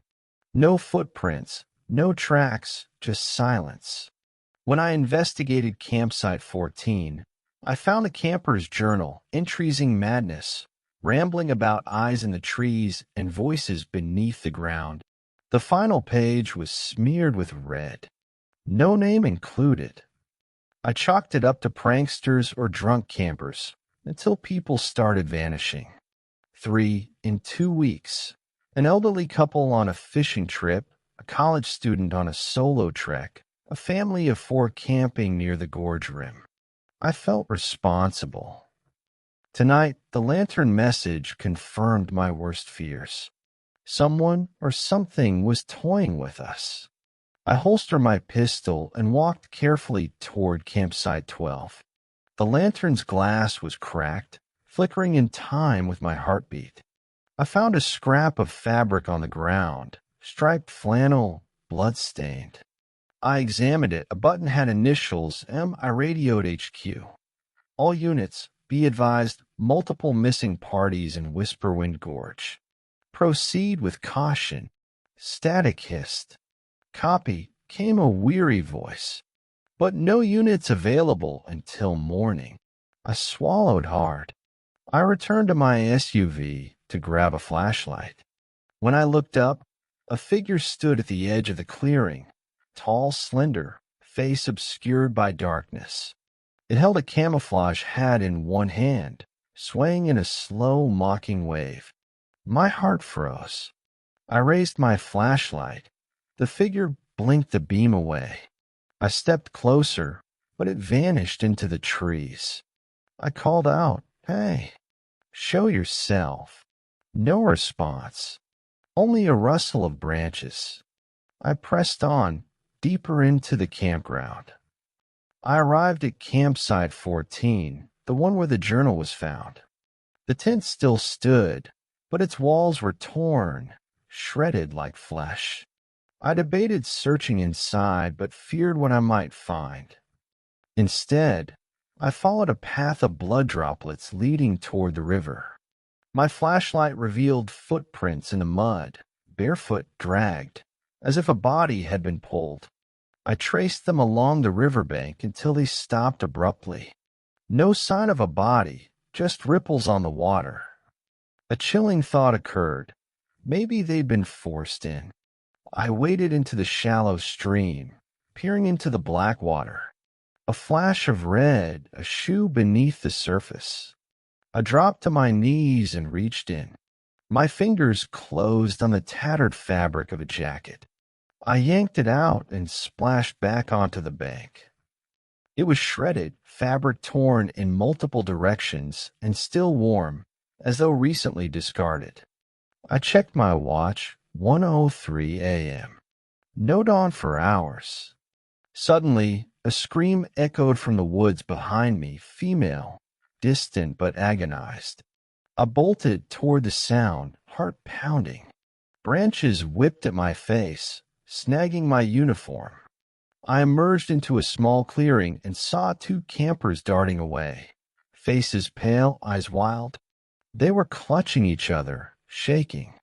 "They're here," one whispered, voice trembling. "Stay away from the river." Before I could ask more, they vanished into the darkness.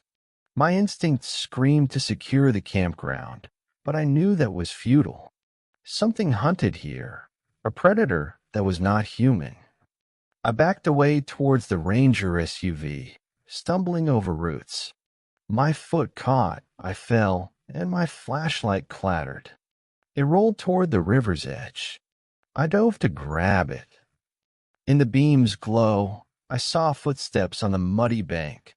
6 footprints, no toes, just indentations like human shapes but distorted, elongated. The footprints led toward the water. My breath caught. I scanned the horizon. Nothing but darkness and the whispering river. A low growl vibrated in the trees, a sound deep, animalistic yet inhuman. I scrambled to my feet and ran, branches snagging my jacket. I didn't stop until I reached my SUV. I jumped in and locked the doors. Hands shaking, I shook the flashlight from the grip. The beam wavered as I panned the woods. For a moment, I thought I saw pale faces between the trees, hungry mouths open in silent screams, before they melted away. I swallowed hard and rested my forehead against the wheel. I needed reinforcements. I keyed the radio. "HQ, This is Ranger Whitmore, calling back up now or I'm out here alone. The radio crackled. Lieutenant Davis, heard the reports. We'll get a chopper by sunrise. You need to hold until then. I closed my eyes, knowing those hours will be the longest of my life. Dawn crept in, gray and cold. The chopper arrived at first light, circling above like a vulture. I met them at the staging area, briefing them, missing campers, bloody clothes, footprints by the river.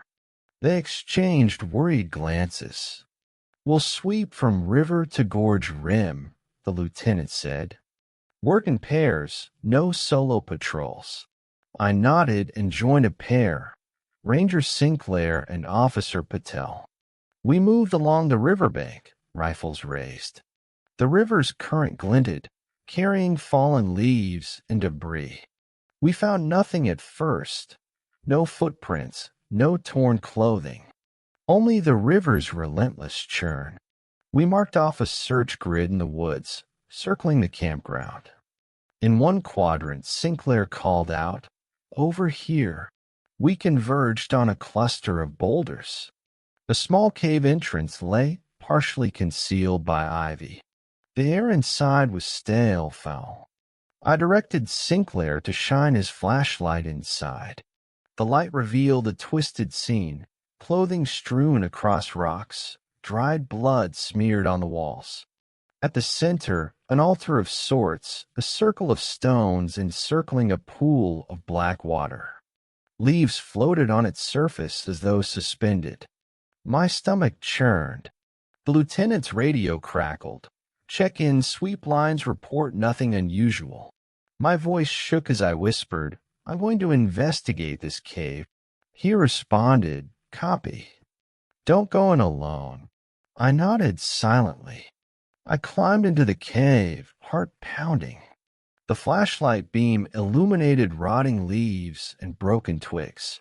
The ceiling was low, forcing me to crouch.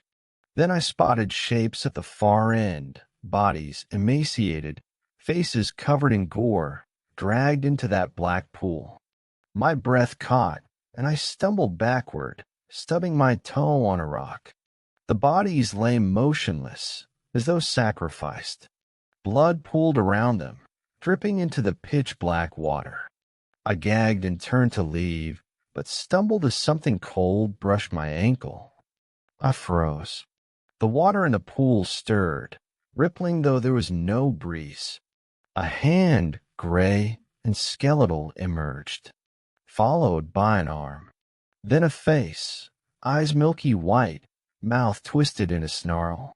The thing rose from the water, ragged hair matted with mud, jaws unhinging as if welcoming prey.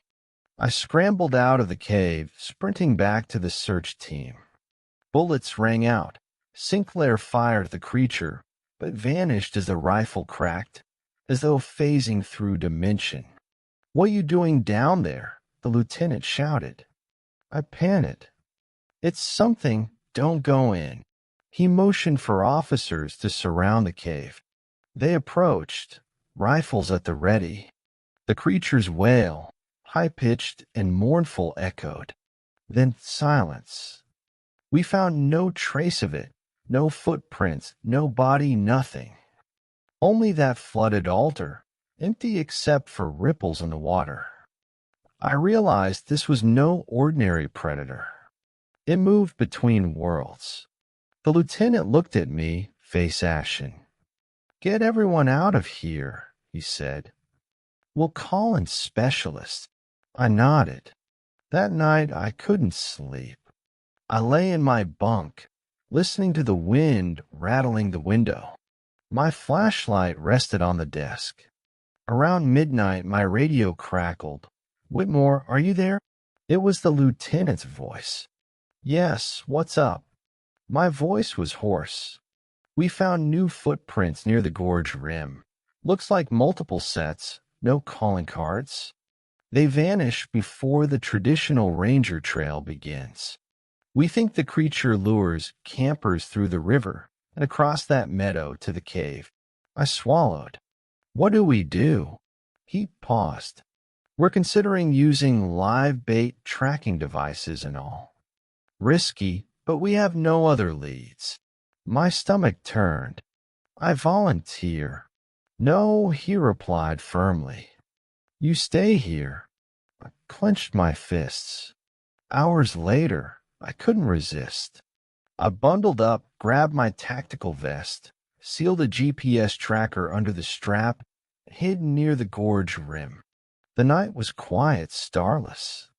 I heard footsteps behind me, soft, deliberate. My breath caught. I turned, nothing. The wind drifted across the meadow. I startled as a figure appeared, a young camper, blonde hair, freckles, face pale. Are you okay? I called, stepping forward. She blinked, expression blank. Campfires tainted. She pointed down at the gorge. I looked and saw the river's surface shimmer, reflecting something beneath. The water looked like rippling shadows. Get back to camp, I said. She tilted her head, lips parted, and whispered, You shouldn't have come here. Suddenly, her form dissolved like mist, melting away. My heart pounded. Behind me, vegetation snapped, branches breaking. I wheeled, rifle raised. The creature emerged, drenched in river water, eyes burning white. It moved with predatory grace, stalking me. I fired, but bullets passed through. My radio crackled with static, then a whisper, Do not interfere.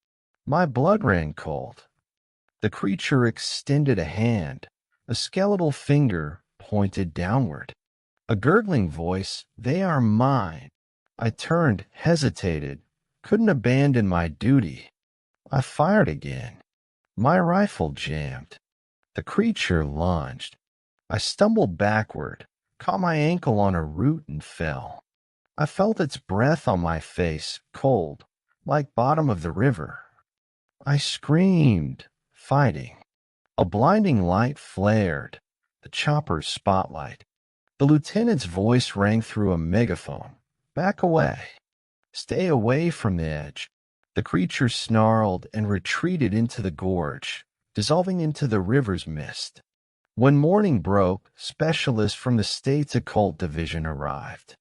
They placed wards around the meadow, set traps laced with silver and salt, and performed protective rites.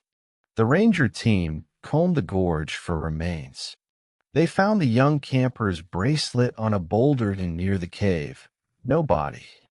The elaborate setup indicated the creature was ancient, bound to the gorge's waters by a curse. Rangers theorized that campers who wandered too close were drawn in, sacrificed to sustain its existence. I felt hollow, haunted by its presence. Sleep eluded me. At noon, the occult specialists excavated around the cave's altar and discovered an engraved bronze plaque hidden under decades of sediment.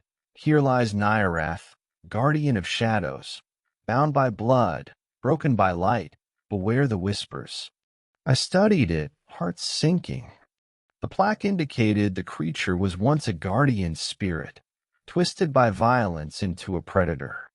The only way to end its reign would be to enact the breaking of blood ritual, an ancient rite that required the blood of a willing sacrifice under a new moon. The new moon was 3 nights away. The occult team considered it impossible to restrain the creature until then. I volunteered again to act as bait. The lieutenant dismissed me. No way. I pressed, I know this place. I know how to fight it. He relented when I showed him my plan, a protective ward circle drawn with chalk and silver dust, chanting the breaking of blood ritual while being within the circle. If I died, I could trap the creature. It was madness, but I had to try. June 2nd, 2022, 8 p.m. The new moon rose behind dark clouds. I prepared the site at the gorge rim. The ward circle was chalked in ancient runes, gift from the occult team, interlaced with silver dust to repel shadow. I sharpened my ceremonial dagger, the blade inscribed with runic symbols. Rangers and occult specialists stood just beyond, watching. The wind was eerily still. I felt eyes on me. June 2nd, 2022, 11:47 p.m. The gorge lies silent. The river's roar subdued.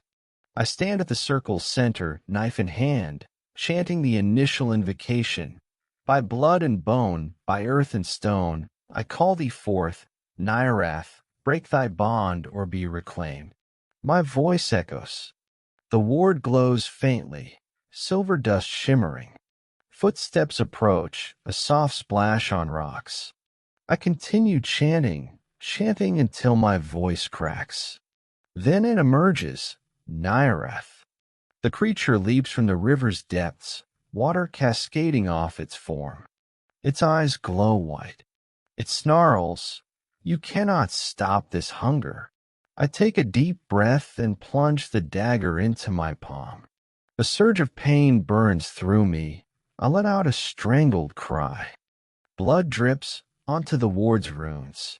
I finish the words of binding. In sacrifice and sorrow we bind thee. In life and death we seal thee. By this blood be sealed. As the ritual ends, a beam of moonlight, hidden until now, pierces through clouds, illuminating the circle. The blood and light react, forming a column of silver flame that encircles Nyarath. The creature roars, convulsing, its skin cracking like old bark. The ward's runes flare bright, and an invisible force shrinks Nyarath, compressing it into a cocoon of writhing shadows. The silver flame intensifies until the creature's scream is torn from existence. Then the flame recedes and the creature is gone, sealed beneath this grove. I collapse, blood pooling around me. The world fades. June 3rd, 2022, 1:13 a.m. I awaken to find the creature gone. Alleyway torches burn out, only starlight. I'm in a stretcher, medics tending to my wound. It's throbbing, but the pain is manageable. The occultists inspect the ward. They say it's permanent. The creature is banished, but the cost was my blood, my sacrifice. They bandage my palm and marvel at the ward's runes. They glow faintly under moonlight. I realize I'm alive. The combination of silver, blood, and the ward's power anchored the banishment, but I survived. The occult leader says, "You did what none believed possible." I force a smile. 3 months later, Whisperwind Gorge is safe. The missing campers remain unaccounted for, their souls perhaps at peace.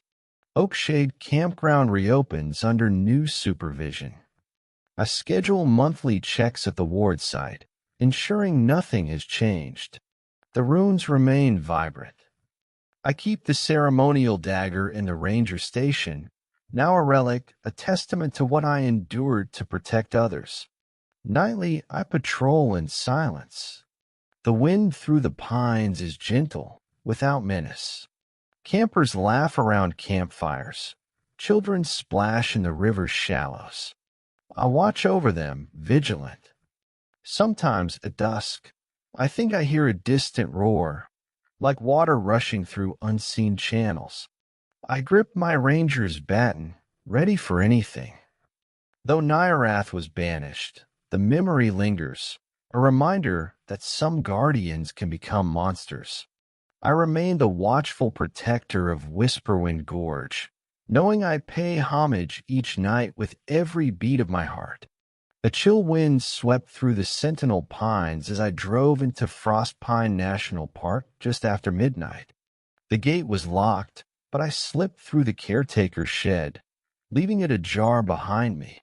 I was on a personal mission, investigating a rash of vandalism and strange graffiti on park signs that mentioned the Frozen Ones.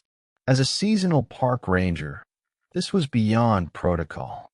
But recent reports of missing hikers near Icevale Lake compelled me to return early from vacation. The night was frigid, fog rising from the frozen ground. My breath steamed in the beam of my flashlight. Ahead, the ranger station loomed, a small log building shuttered for the season.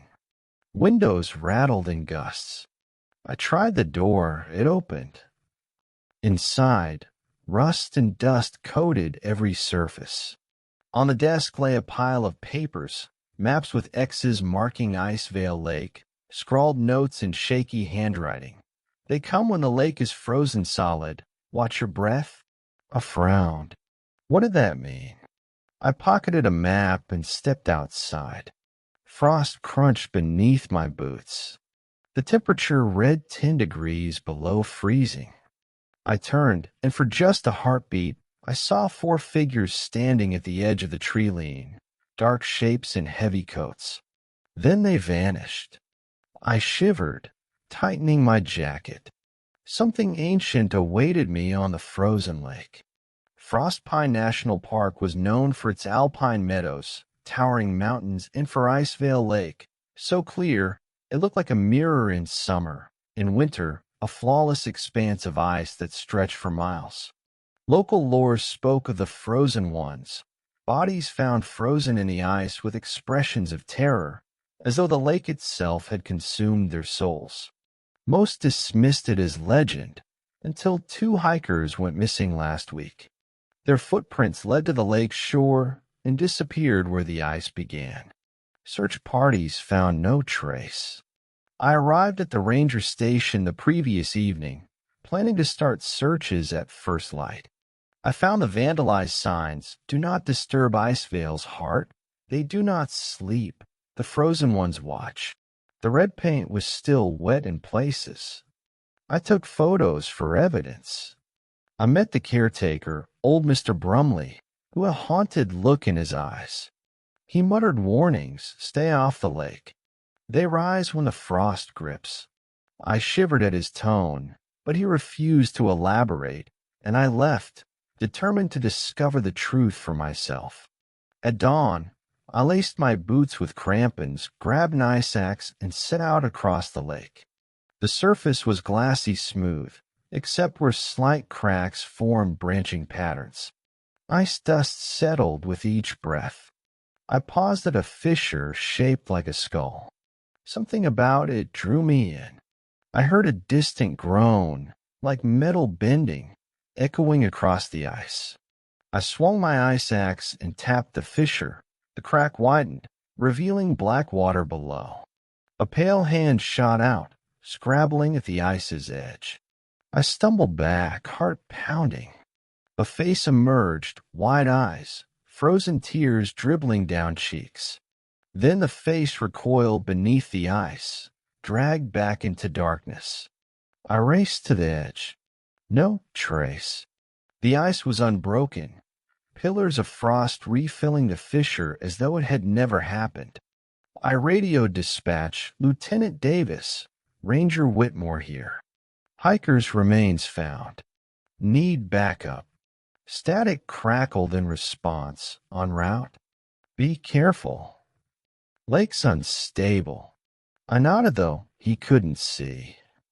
I returned to my cabin at the far shore, determined to unravel the mystery. In my cabin, I pored over Frostpine's archives, studying old incident reports. The earliest recorded Frozen One dated to 1922. A trapper found frozen in the lake, eyes fixed in horror, jaw locked open. Over the decades, at least a dozen bodies were discovered encased in ice, all with twisted expressions. In 1978, investigators found a burial site beneath the lake, dozens of native artifacts, arrowheads, ceremonial items. At its center lay a crude effigy carved from ice, shaped like a human figure clutching a heart. The artifacts were removed, and the effigy smashed, but locals claimed that was when the disappearances intensified. I found a photo of a shaman from a tribe that once roamed this area. His face was stern, painted in war stripes. A diary entry next to it read, He sealed the lake's hunger with ice. But the ritual must be renewed every century. Should the lake's heart thaw, they shall rise. The entry was dated 1922. That meant the ritual lapsed in 2022, 3 years ago. Now those frozen ones were hungry. My radio buzzed. The lieutenant's voice, teams on way, ETA 2 hours. Have you secured the cabin? I glanced around the dimly lit room. Snow grated against the window. I stood up, grabbed my rifle, and headed outside. The sun hung low, amber light reflecting off the ice. As I stepped onto the lake, I noticed footprints leading to the middle. No boots, just indentations. I followed them, heart hammering. When I reached the center, I saw them. Figures beneath the ice, frozen mid-step, eyes open. Their bodies twisted, as though they'd been rushing toward shore. Their skin was pale, translucent under the ice. I realized they were the missing hikers, Marie and John. Their eyes met mine through the ice. Even dead, they seemed to plead, trapped. I stepped back, Arctic wind slicing across my face. Something moved beneath the ice, slithering. The whisper, a low hum, like wind through chimes. I scanned the horizon. 4 figures, the same I'd seen outside the station, standing at the tree line. I called out, "Who's there?" No response. Then the ice cracked, deep fissures spreading outward. A massive shape burst from the frozen depths, a tall, gaunt figure, skin bluish-white, freezing mist spiraling from its mouth. Its eyes glowed with a pale blue light. It reached out, cracking the ice, pieces flying. I scrambled backward. The creature emerged fully, an ancient spirit bound to the lake. It glided toward me across the ice, footsteps soundless. I raised my rifle and fired, hoping a silver bullet would help. The shot shattered. Bullets splintered against its form, leaving cracks that reknit instantly. The creature's claws struck the ice, and more fissures raced toward me. I turned and ran, heading for the cabin, heart thundering. I entered the cabin, slamming the door. I jammed a table against it. My breath echoed in the small room. The creature's thuds rang against the ice. I grabbed the archive map and found a ritual site on the eastern shore, a rock outcropping shaped like a heart. The shaman's ritual must be performed there. I had no time to wait for backup. I grabbed my rifle, strapped on crampons, and ran across the cracking ice. The beast followed, each step launching shards of ice into the air. Cracks opened beneath us. I sprinted for a spot where the ice was thick, every ounce of adrenaline propelling me forward. I reached the outcropping and found a bowl of carved stone, half buried in snow. I dropped the map, examined the carvings, runes similar to those in other cases, symbols of ice, sacrifice, and binding. I dug into my pack for my hunting knife, no ritual blade. But the prophecy said, blood of living heart. I took a deep breath, turned to face the beast as it approached the shore. My heart pounded so loudly I could hear it. I recited the incantation from memory. By ice and time, by frozen breath, I offer life to bind your death. As I chanted, the beast halted, tilting its head. I felt its hunger radiate. My hands trembled. At the final words, by blood of living heart, I pierced my chest above my heart with a hunting knife. Pain exploded like fire. I fell to my knees, blood gushing. I pressed a hand against the stone bowl, letting my life's blood pool inside. The beast froze, letting out a high-pitched shriek that shattered the air. The runes on the bowl glowed with an icy blue flame. My blood blended with snow melt in the bowl, steam rising. My vision blurred, darkness closing in, but I forced my focus on the runes. Suddenly, The beast convulsed, arching its back. Its skin cracked like old ice. Light poured from the fissures, bathing the lake in silver radiance. The beast's form fractured into shards of ice that shattered and dissolved into mist. The ice on the lake's surface rippled in waves, then calmed, becoming solid and opaque once more. The lake's hunger was sated, bound again. I collapsed, vision fading. I awoke in the ranger's infirmary, bandaged and shivering. The lieutenant stood by my bed, face solemn. "You're lucky to be alive," he said. "The ritual worked, but you're lucky they didn't claim you." My chest burned, but I managed a weak smile. He handed me a small stone bowl. My blood had frozen inside, the runes etched in my blood now carved in ice. "This will be kept in the park's archive," he said. I nodded. Outside, the lake lay silent and still. Search teams recovered the bodies of Marie and John, ice thawing. Their bodies, freed from the ice, smiled peacefully. The graffiti vanished from signs overnight, as though erased by unseen hands. The 4 figures I saw disappeared. No one matching their description could be found. I realized they were watchers, guardians from beyond, ensuring the ritual succeeded. My wound healed slowly, leaving a pale scar over my heart. I returned to the park a month later, but seasons had shifted, the forest bloomed. I resumed my duties, guiding hikers, checking signs, ensuring Icevale Lake remained undisturbed. I carried the stone bowl in my pack, a reminder of the cost. Winter returned, bringing fresh snow and frigid winds. I patrolled the lake's shore, stepping across thick ice that now gleamed like onyx under day's light. The forest's hush was comforting, though I remained vigilant. At nights, I dreamt of icy specters, pale faces beneath the snow, hungry eyes, silent mouths that whispered my name. I awoke, pulse racing, and touched my chest, where the scar lay cool and smooth. 3 months later, the park hosted an annual Icevale Festival, celebrating the lake's beauty. Campers gathered on the shore, ice sculpting competitions and fires blazing. I supervised, ensuring safety. At twilight, under lantern light, old Mr. Brumley approached me, face lined with age. "You did well," he said.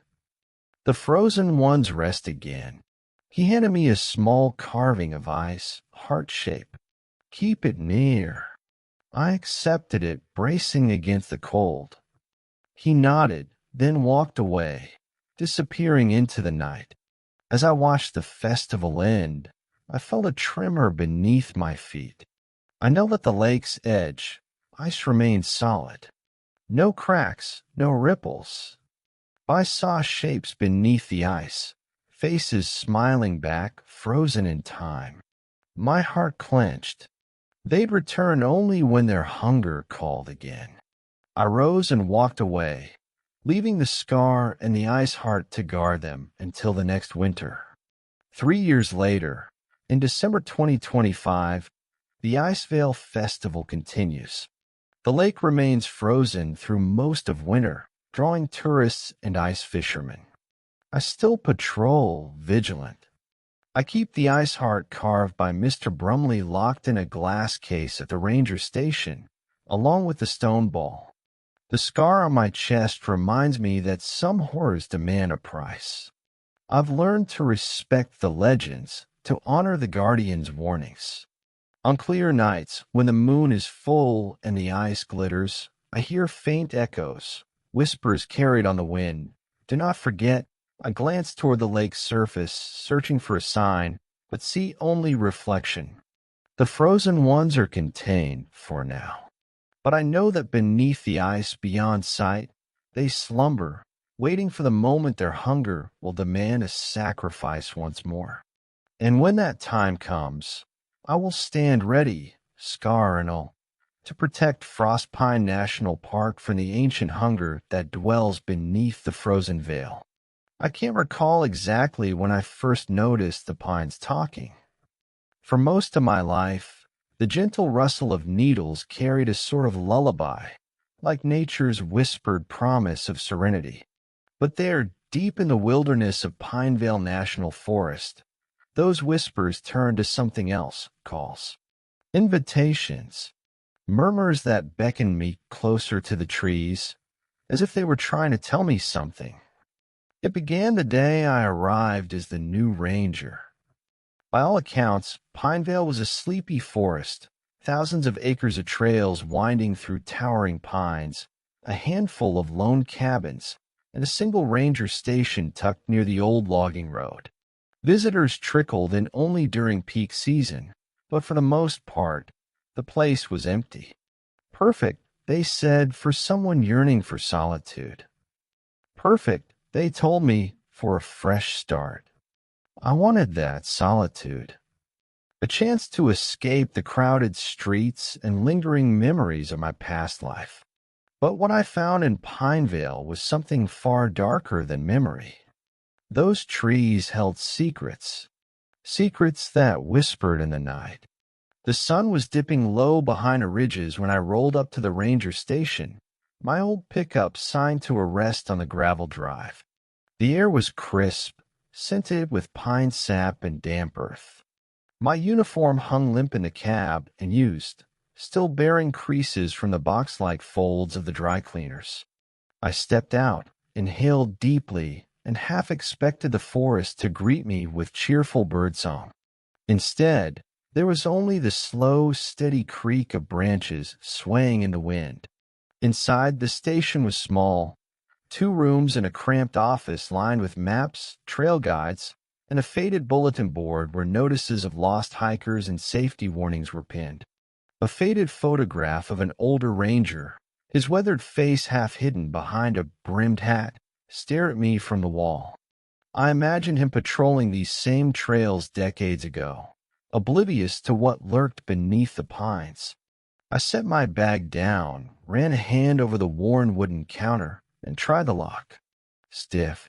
Someone had already collected my key, probably leaving it under the lone rock by the front step, as tradition demanded.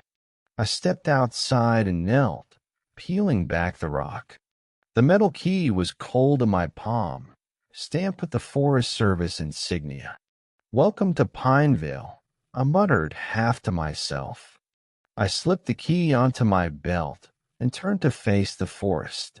Shadows lengthened between the trunks, their forms twisting in the dying light. For a moment, I felt something shift in the underbrush. A flicker of movement, but when I blinked, there was nothing. Just the trees, rustling in the breeze. I climbed the narrow stairs to my quarters above the station. Cramped, but sufficient. A single cot, a desk, and a small stove. The window faced east, where I could watch the sun rise over the ridge. I shoved my pack onto the bed and rummaged through the kitchenette, finding a can of beans and a bag of stale bread. I ate quickly, my stomach protesting. Then I turned my attention to the map spread across the desk. Trails, fire breaks, campground loops. Pinevale looked peaceful on paper. Too peaceful. As darkness settled, I flicked on the oil lamp and lit a candle. The yellow flame cast dancing shadows on the walls. The silence was sudden, almost oppressive. I stood, trying to shake the growing unease. Just my imagination, I told myself. I lay down on the cot, closing my eyes. The howl of a distant wolf echoed through the night, and I missed the city noise. Even its comforting hum would have been welcome. The pang of loneliness hit me, but beneath it, something else, anticipation. Tomorrow, I'd hike the trails, meet the few residents, and begin my duties. This sabbatical was supposed to be a fresh start, a chance to heal. Instead, as I drifted off, I felt watched by something unseen, lingering just beyond the clearing. I woke with a start before dawn, the candle long burned out. The room was ice cold, and my breath fogged in the air. I rubbed my arms, sliding out of bed. Stepping to the window, I saw a sliver of orange light on the horizon. Time for my first patrol. I dressed quickly in my uniform, green shirt, khaki pants, sturdy boots, and clipped my flashlight and two-way radio to my belt. Outside, I paused at the foot of the porch. The pines loomed overhead, tall and silent. There was no bird call, no sign of usual forest life.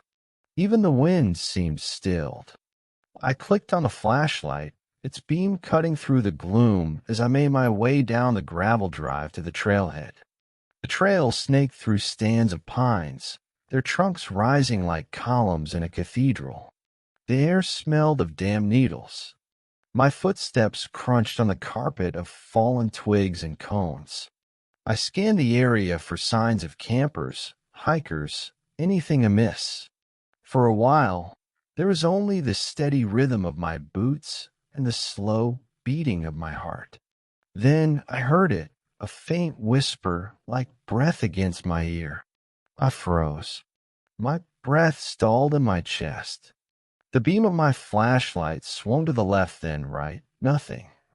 I stepped forward, brushing a branch aside, and the whisper came again, low, rasping, almost intelligible. Help me. My pulse thundered. Hello. I called, voice wavering. No reply, just the hiss of wind through needles, or so I tried to convince myself. My radio crackled as I keyed the mic station to Ranger 1. Do you copy? Static. I thumped the radio, tried again, nothing. I swallowed hard, trying to steady my racing mind. Maybe the radio's battery was low. I pressed on, deeper into the forest. About an hour later, I reached the old cabin on Miller's Ridge. The rickety structure sat half-collapsed, its windows gaping like black eyes. Officially, it was off-limits, unsafe for habitation. But local rumors said it was haunted. I shook off the thought and circled the cabin, checking for downed power lines or hazards. The cellar door was ajar, two rough wooden planks sagging on their hinges. I approached, flashlight sweeping over the steps into darkness. Something skittered below, a sound like nails on wood. I recoiled. Who's there? I demanded. Silence. I should have called it in. Instead, I pried a plank aside and stepped down into the hollow. The air smelled of rot and mildew. My flashlight beam flickered over crates and debris. Then, in a corner, I saw scrawled letters on the wall, half obscured by peeling paint. TOLDYOUNOTTOCOMEHERE. I stumbled backward, heart pounding. When I looked again, the words were gone, just cracked plaster. My vision swam. I shook my head, stepped out, and slammed the cellar door shut. Something scraped from inside, a low dragging sound, before all went still. I hurried back along the trail, every branch snapping underfoot, every rustle sending chills up my spine. By the time I reached the station, the sky was brightening, birdsong tentative but present. I punched the radio again, full static. I needed to log the incident, but any rational voice in my head whispered to let it go. I was new here. Maybe the cellar had collapsed, shifting debris. But in the pit of my stomach, a voice whispered back, what if it wasn't imagination? That evening, after compiling my patrol report, I decided to stay vigilant. I set 2 chairs outside on the porch, leaned back, and watched as the sun bled away behind the pines. A chill settled in, even though it was summer. I sipped lukewarm coffee, trying to ignore the gnawing sense that something lurked just beyond sight. At first, there was only the wind rustling the needles. Then I heard it again, soft, almost muttered. A name? Or a plea? I set my mug down, gripping my flashlight tightly. Hello. I called into the darkness. Silence save for the wind. I rose, flashlight beam skimming the tree line. The forest seemed a wall of blackness. I clicked on my two-way radio. Static. I jiggled it. Nothing. A sudden cracked pine cone snapping. I spun around. There, at the edge of the clearing, a figure crouched behind a tree. In the dim light, I saw a small child, white filthy, her hair tangled with pine needles. She wore a faded dress and clutched something to her chest, something dark and odd-shaped. Hey, I called, voice steady even as my heart hammered. She stared at me, unblinking. Her eyes were hollow. My flashlight trembled in my hand. I took a step closer, and the child bolted into the woods, disappearing into the undergrowth with unnatural speed. Stop! I shouted, launching after her.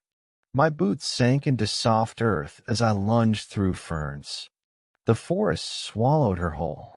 I reached a cluster of pines, breath coming in ragged gasps, but there was no sign of the child. Only the shadows, shifting as if alive. Then, from within the pines, I heard her voice soft, echoing, like wind through needles. Help me. I froze, twisting around as if to track the sound. It pulled me forward, deeper into the thicket. Rationality screamed at me to turn back to the station, but curiosity and a strange compulsion urged me on. The beam of my flashlight landed on black, twisted shapes among the roots, a tangle of dull limbs, button-eyed sticks. My heart lurched. Then I saw it. The girl's dress laid out carefully on the forest floor, as if placed there. Beside it, a crude doll carved from pine wood, its face carved into a silent scream. I reached for the doll. The moment my fingers brushed its rough surface, the forest went silent. No wind, no rustle, nothing. I shivered, starting to backwash, intending to leave. But a sudden movement to my left, just at the corner of my vision, caused me to spin. The child stood there, pale as moonlight, face contorted into a hollow grin. Time slowed. My flashlight beam trembled between them and me. She lifted a finger to her lips and whispered, "You're next." Then she dissolved into the darkness, leaving behind only the doll at my feet. I recoiled, snatching it up. It felt ice cold in my hand. The hollow of its eyes stared up at me. Panic consumed me. I ran, stumbling through saplings, branches whipping at my face, until at last I burst into the clearing where the station's porch light glowed. I hurled the doll onto the ground and bolted through the door, slamming it behind me. Inside, the lamp flickered. My chest heaved, beads of sweat slick across my forehead. I set the doll on the desk, its carved face reflecting the candlelight. I knelt, staring down at it. Tiny rune-like patterns etched in its back. I reached out, and the room went black as someone snuffed the bulb. My screams echoed into the night as I fell back. I scrambled for the lamp, found it, relit the wick. The doll lay where I'd left it, but something was different. Now its wooden eyes were coated in a dark resinous sheen that looked like wet tears. I packed a bag almost without thinking, flashlight, knives, extra clothes. I prepared to leave at once. But when I stepped out of my quarters, I found the forest waiting, indifferent. The whispers had grown louder, hundreds of voices, rising in a susurrus that rattled my nerves. Stay. I retreated back inside, slammed the door, locked it, and pressed myself against it. I stayed up all night, flashlight trembling in my hand, tracing every shadow, even as the whispers crept through the walls. By first light, I was regretting my panic. Ghost stories, I told myself, nothing more. I paced the station office, flipping through old records, campground logs, missing person reports, local newspaper clippings. The cabin on Miller's Ridge had a sordid history. Decades ago, a family of 3 vanished without a trace. Father, mother, daughter, never found, no clues.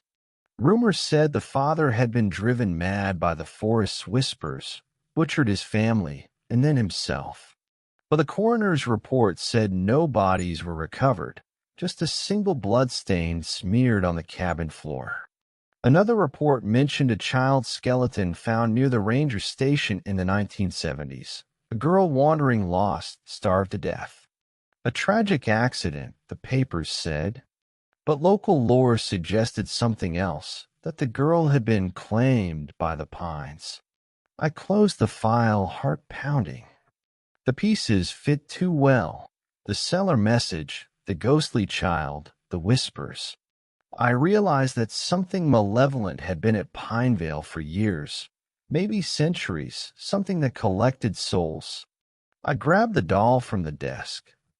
The carved eyes seemed to glisten in the dim light. I placed it in my bag. I would burn it. Outside, a thick fog was rolling in, curling through the trees like white tendrils. I stepped onto the porch.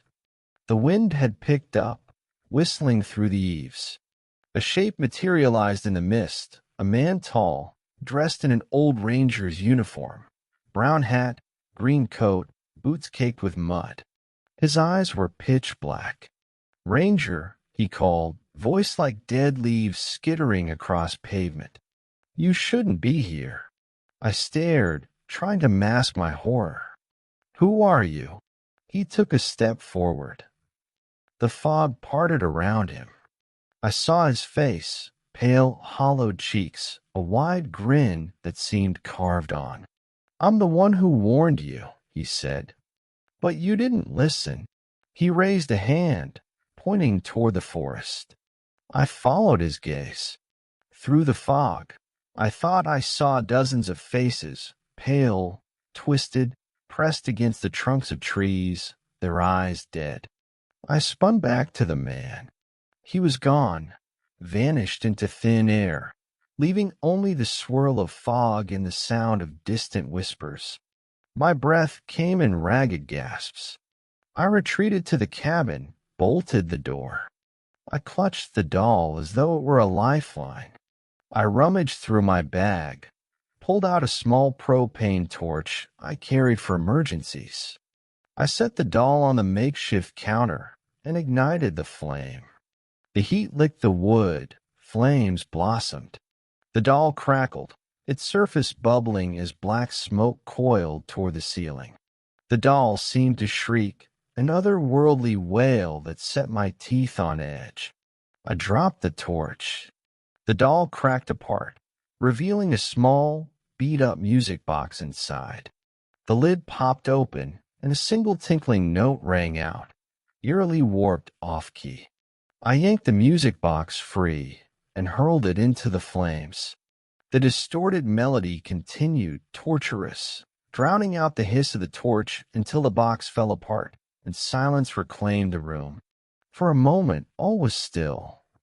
Then from the window I saw them, the hollow-eyed faces pressed against the glass, their lips mouthing an endless chorus of "Ranger, Ranger." I staggered back, knocking into the table. The faces retreated, dissolving into the fog. I exhaled, shaking. I needed to leave. No. I grabbed my bag, loaded my rifle, and yanked open the door, only to find the forest transformed. The path I'd known was gone. In its place, a labyrinth of pines stretched in every direction, the trunks leaning inward like grasping fingers. The whispers rose to a roar, rattling my mind. I stumbled forward, each step uncertain. The sun, which should have been high in the sky, was swallowed by gray. Hours blurred into nothing as I fought through brambles and tangled roots, guided only by the distant echo of the ranger station's alarm bell, an ancient bell attached to the station to warn of fire or danger, set off when the forest sensed intruders. I didn't remember pulling it, but the damn thing was ringing. Finally, I burst out into the clearing where the station stood. The rig looked abandoned, doors swinging, windows shattered. I ran inside, scanning for my keys, my gear. Everything I'd left was gone. My rifle, my bags, just gone. In their place lay a trail of pine needles gathering on the floor, as though something had dragged them inside. Someone whispered behind me. I whipped around, heart in my throat. The Dark Ranger appeared again, looming tall. "Why do you resist?" he asked. "Who are you?" I choked out. He smiled, showing rows of yellowed teeth. "I am the forest," he said. "I am its keeper. You came here thinking you could outrun your past. But there is no escape." I backed away until I hit the wall. He stepped closer. His presence pressed in, an oppressive weight that made my vision blur. "I won't let you take me," I gasped. He tilted his head. "You belong to the pines now." I raised my fist, trembling. "Then I'll die fighting." He laughed, a hollow, echoing sound. "So be it." The world tilted, and I lost consciousness. I awoke to darkness. My head throbbed. I tried to move, couldn't. My wrists and ankles were bound by rough rope. I lay on a bed of soft pine needles. The air was thick with a tang of sap and decay. I tried to call out, but my throat burned. Above me, pale moonlight filtered through the canopy, illuminating the clearing in an eerie glow. I sat up, sternum aching, and gasped. Around me, a ring of pines loomed, angled inward as though fossilized giants watching over a sacrificial altar. At the center of the clearing stood the Dark Ranger, his hollow eyes fixed on me. "Why are you doing this?" I croaked. He stepped forward. "You came to occupy this land. You thought it was empty. But the pines are older than any human. We protect our own." He raised his arms. Somewhere beyond the trees, I heard chanting, soft, insidious. The rhythm built, echoing through the trunks. I struggled against my bonds. "Let me go." He smiled. "Not yet." He turned and pointed to a massive pine behind him. Its bark was mottled with dark stains, like dried blood. Carved into its trunk were dozens of names, dates, some recent, some centuries old. Each name ended with "Vanished," "Pinevale." Cold sweat broke out across my skin. Among the names I recognized my predecessor, Ranger Jacobs, dated 1997. And above it, in fresh carving, a name I hadn't expected, my own. My breath caught. "Why me?" He sighed. "Because you heard us. You listened when others couldn't. You stumbled onto our secret. Now you belong to the forest to feed its hunger." He strode toward the tree, and I realized there were dozens of rotting human skulls at its base, lining the roots like a grotesque offering. The chanting grew louder. From the shadows, pale figures emerged, children, adults, faces expressionless. Each wore torn clothing, mottled with mud and rot. Their eyes were empty sockets, black as coal. They circled me, moving in a jagged line, whispering my name like a dirge. Panic welled, and I fought, but the ropes cut into my skin. The Dark Ranger placed his hand atop the carved names, and the bark rippled as though alive. The pines groaned, branches swaying despite the stillness of the air. The forest itself seemed to lean forward, entombing me. I closed my eyes, searching for a way out. The voices grew deafening. Stay, stay. Then a crack of sound like distant thunder. The chanting faltered. I glimpsed a figure at the edge of the clearing, a young woman in modern clothes, clutching a rifle. Her eyes blazed with defiance. Go, she shouted, emerging into the ring. I won't let you take him. The Dark Ranger paused, stare shifting to her. Another, he said softly. You too will join us. She raised the rifle. Please leave him alone. He moved with shocking speed, stepping between us. You run from your pain. So do I. But the pines will have you both. He extended a hand to me.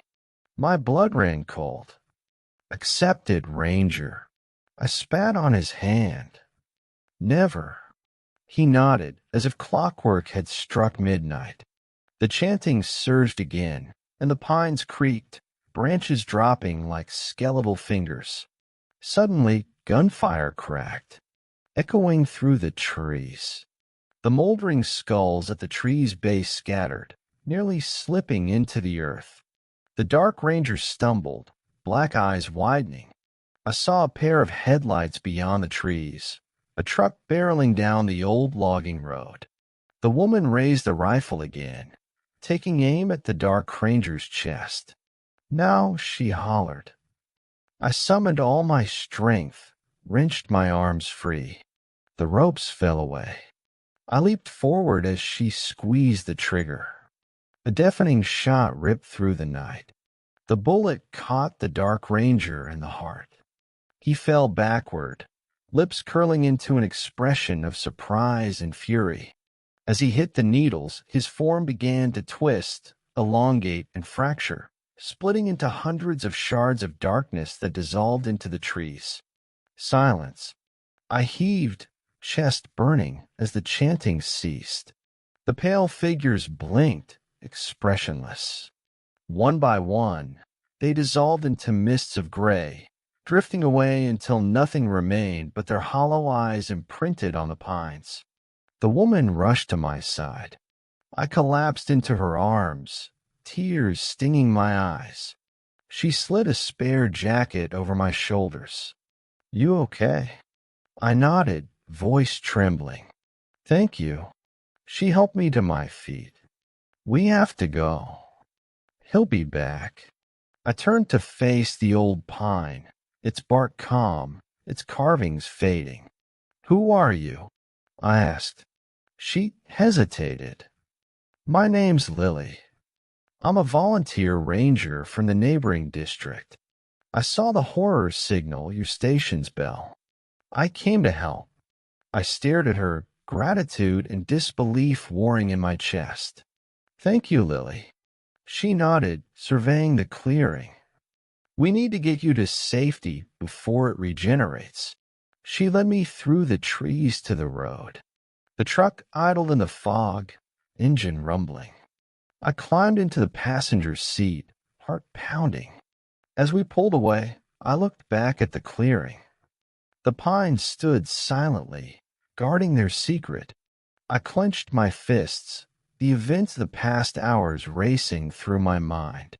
There will be more, Lily said, breaking the silence. The pines always demand sacrifices. I swallowed, trying to steady my voice. I know. But tonight we won. She offered a tight smile. For now.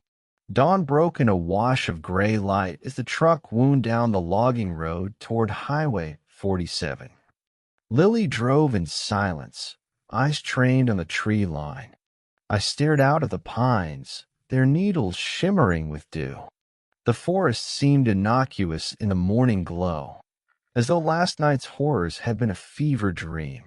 We reached the station at Timber Ridge.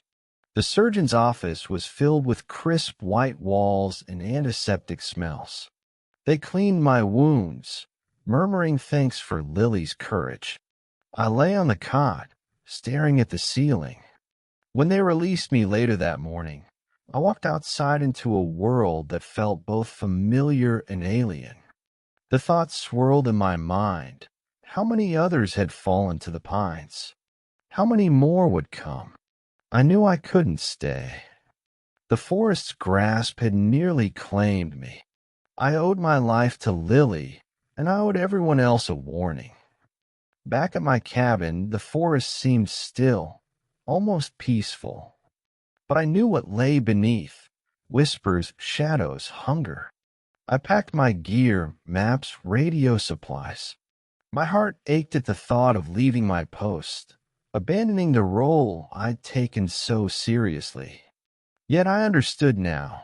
Some callings were too dangerous. Before I drove away, I placed a small wooden marker at the edge of the clearing, an old tradition rangers used to mark sacred groves. Only now it served as a warning. No trespassing. Danger within. I carved it myself, hands trembling. As I drove south, away from Pinevale, the road stretched long against the granite ridges. I watched the pines grow smaller in the rearview mirror, their dark silhouettes fading into the haze. In my pocket, Lily's card rested against my thigh. Lily Morgan, volunteer ranger, Timber Ridge District. I closed my eyes. The scent of pine drifted in from the open window. I exhaled slowly, steeling myself. Some wounds never heal. Some memories linger, whispering in the depths of your mind. But I would press on, warn others of the forest's hunger. And in the deepest shadow of the pines, I knew the Dark Ranger had not truly died. He would wait, patient. The pines would wait, because in Pinevale the forest was alive, and it was hungry. Every blood moon casts a shadow of dread over Skyline Ridge. As I listened to the old-timers swap stories, I dismissed it as campfire superstition, a dramatic way to explain things that couldn't be explained. I was young then, fresh out of the academy, eager to prove myself. I arrived at Skyline Ranger Station 2 years ago in late August, just before the harvest moon. The locals warned me, stay inside when the red moon rises. The mountain calls your name. I laughed it off, until that crimson night changed everything. I can't forget the smell of copper that hung in the air, the way the forest seemed to breathe in anticipation, the hum of unseen drums in the valley below. That night taught me that some legends are real, and Skyline's curse was hungry. Skyline Ranger Station perches at 7,500 feet, overlooking jagged peaks and twisted pines. The road up is steep and winding, the last few miles unpaved. The station itself is a cluster of log cabins. Main office, living quarters, and the watchtower, an old wooden scaffold built in the 1920s. I loved it. Isolated, pristine, far from cell service or modern distractions. Just me, my duties, and the wilderness. Shortly after I arrived, I met Elijah Harper, a survivor of the Noonday Forest fire that devastated Skyline Ridge a decade earlier. His eyes were haunted, voice low. He told me of the blood moon curse. Once every 19 years, the harvest moon turned red, and something in the woodlands would stir. Hikers went missing, livestock slaughtered, cattle found drained of blood in the pastures below. The old legends spoke of a spirit, a wendigo, or maybe a pack of wolves under the moon's sway. Territorial things that didn't belong in our world. Elijah showed me an old journal written by a ranger who vanished in 1980, mid-harvest moon cycle. The final entry read, I climbed the watchtower to watch the moon. I swear I saw figures amongst the trees, eyes glowing. They called my name. Now they come for me. The rest was smeared in blood. I closed the journal, my fingers trembling. The harvest moon was still a month away. I promised Elijah I'd investigate, but privately, I believed it was local folklore. A year passed uneventfully.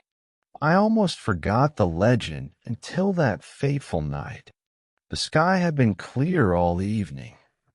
I left the station at dusk, hiking up to the watchtower to get a better view of the upcoming eclipse. My binoculars hung around my neck, a thermos of coffee and a handheld radio were tucked into my pack. The ascent was steep, the only sound my boots crushing pine needles. As I climbed, a chill wind whispered through the trees as though carrying voices. I shook my head, dismissing it as the wind's trick. I reached the watchtower platform just as the sun dipped below the western peaks. I set up my telescope, aligning it with the moon's trajectory. Through the eyepiece, the lunar surface gleamed white, soon to be blood red. My radio crackled. "Ranger Myers, this is HQ. How do you read?" "5 by 5, I replied, voice steady. "I'm set on the tower. Should have clear view of moonrise. Copy that. Stay in touch."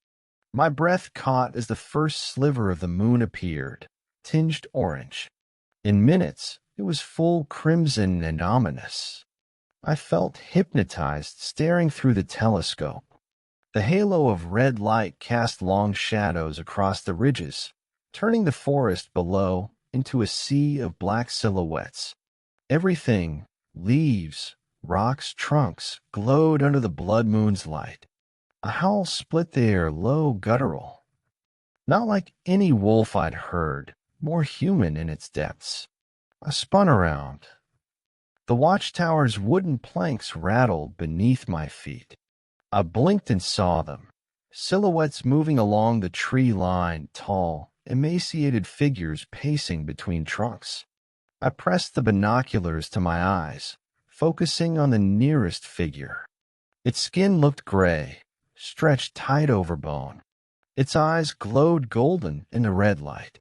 My heart pounded. I swayed, fumbling to steady myself. Through the radio, Myers. Ranger Myers. The voice sounded distant, worked. I dropped the binoculars, radio shouting static. Then I heard it. My name whispered from the trees. "Quinn? Quinn." I dropped to my knees, shaking my head. No, I scrambled to my feet, darting down the stairs. The figures watched, their heads turning in unison. Their eyes bored into me, empty, endless. I bolted down the tower stairs, heart hammering. Another howl, closer now, answered by dozens of distant echoes. I sprinted along the trail toward the station, my boots skidding on loose gravel, my breath ragged. The forest was alive under that blood moon, the trees shifting as if to trap me. I stumbled around a bend and froze. Dozens of figures stood at the trail's mouth, lined up like sentries, blocking my path. They stared with hollow grins, mouths stretched in impossibly wide smiles. Their eyes were alive with hunger. Panic surged.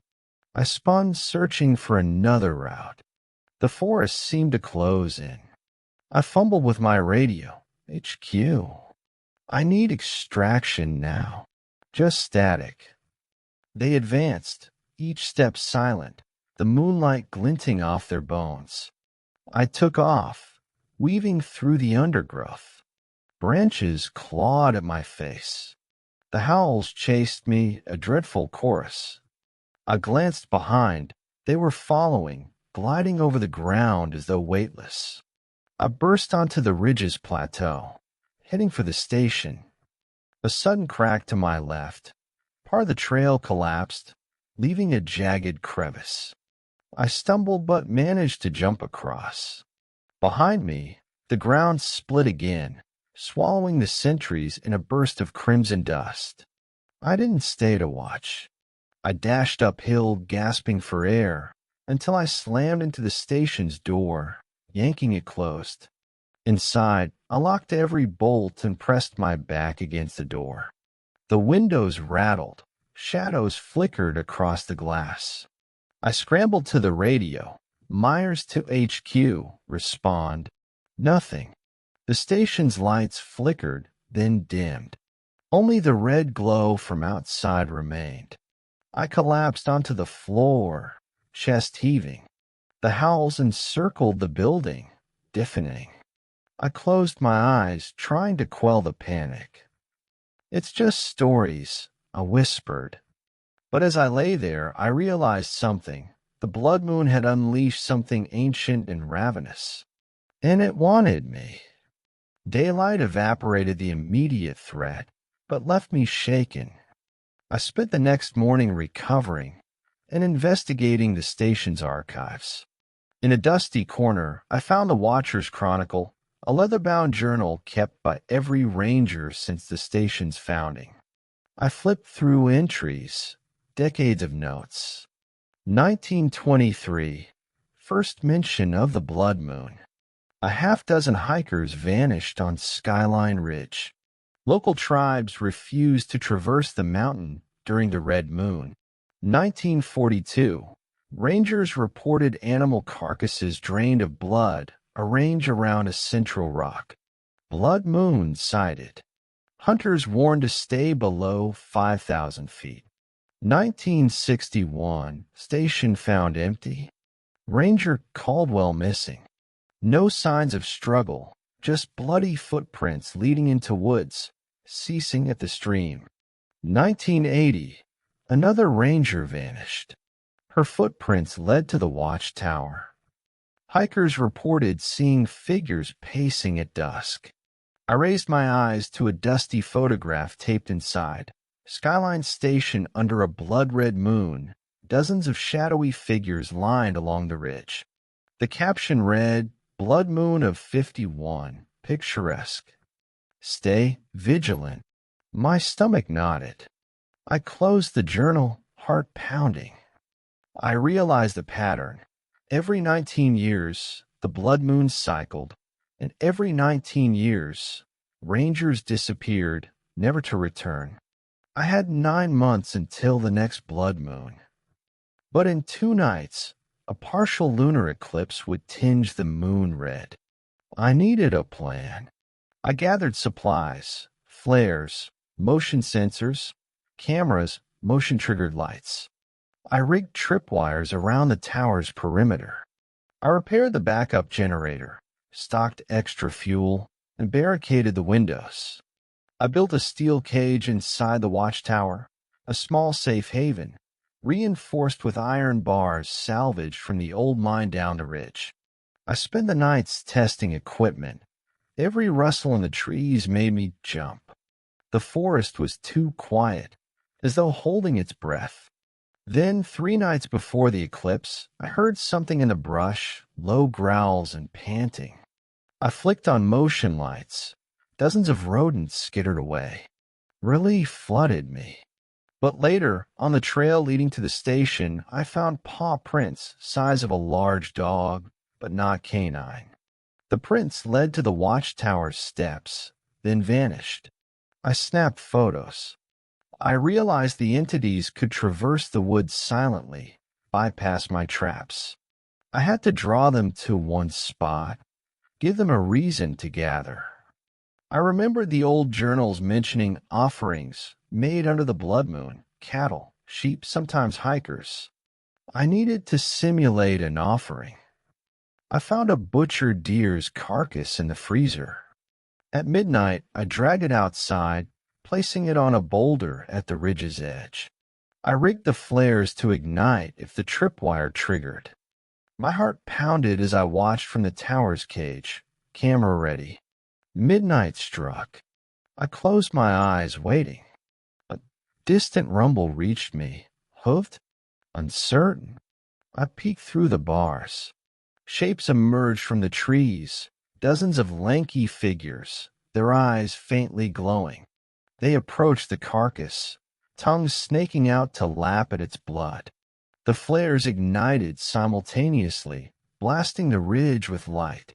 The creatures recoiled, hissing, eyes retracting from the glare.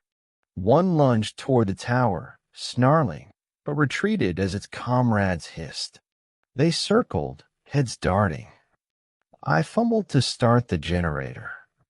The low hum filled my ears. The creature snarled, charged the tower, claws slamming against the walls. My heart raged. I unleashed a flood of flares, illuminating the dozens of figures dancing along the ridge. They shrank from the fire, but their numbers were overwhelming. A sudden bellow shook the earth, deeper, more primal than any creature I'd heard. The figures stumbled back as a colossal form lumbered into the light, a massive elk shape, but antlers twisted like gnarled branches, eyes glowing red. Its hide was matted, dripping with ichor. The blood moon's light bathed it in crimson. The crowd of smaller forms parted, bowing as the elk stalker approached the carcass. I raised my pistol. "Stay back," I shouted, voice cracking. The elk stalker snorted, nostrils flaring. Its breath was hot, ragged, thick with the scent of death. Then it turned a slow and deliberate, eyes locking onto me, intellect kindled. I felt my blood turn to ice. It advanced. Adrenaline surged. I fumbled with my radio. HQ. Get help. The line crackled dead. I was alone. The elk stalker lunged, hooves thudding against planks. I dodged sideways, heart hammering. It snorted again, fury ripping from its nostrils. I raised the pistol, fired. The bullet struck the creature's shoulder with a dull, ineffective thud. The elk bones rattled beneath its hide, but it barely flinched. It whirled, antlers swinging. I dove behind a crate as the antlers ripped through the wooden support beam, sending splinters everywhere. I scrambled upright, backing until my feet hit the cage's bars. The elk stalker's head thrust through the bars, its snout dripping, jaws wide, teeth like daggers. Its red eyes glowed with malice. I squeezed off 2 more shots at its head. The bullets deflected, ricochet embedded in bone. I heard movement behind me. A frown. What now? I pivoted, tackled something heavily. She climbed into the cage, dragging a white obsidian blade forged by local tribes for ceremonial hunts. "Step aside," she hissed. "I know what to do." The elk stalker pulled back, sensing her power. She raised the blade overhead. Its shine caught the moonlight. She raced forward, blade extended. I braced as she stabbed downward through the bars, plunging the blade into the beast's skull.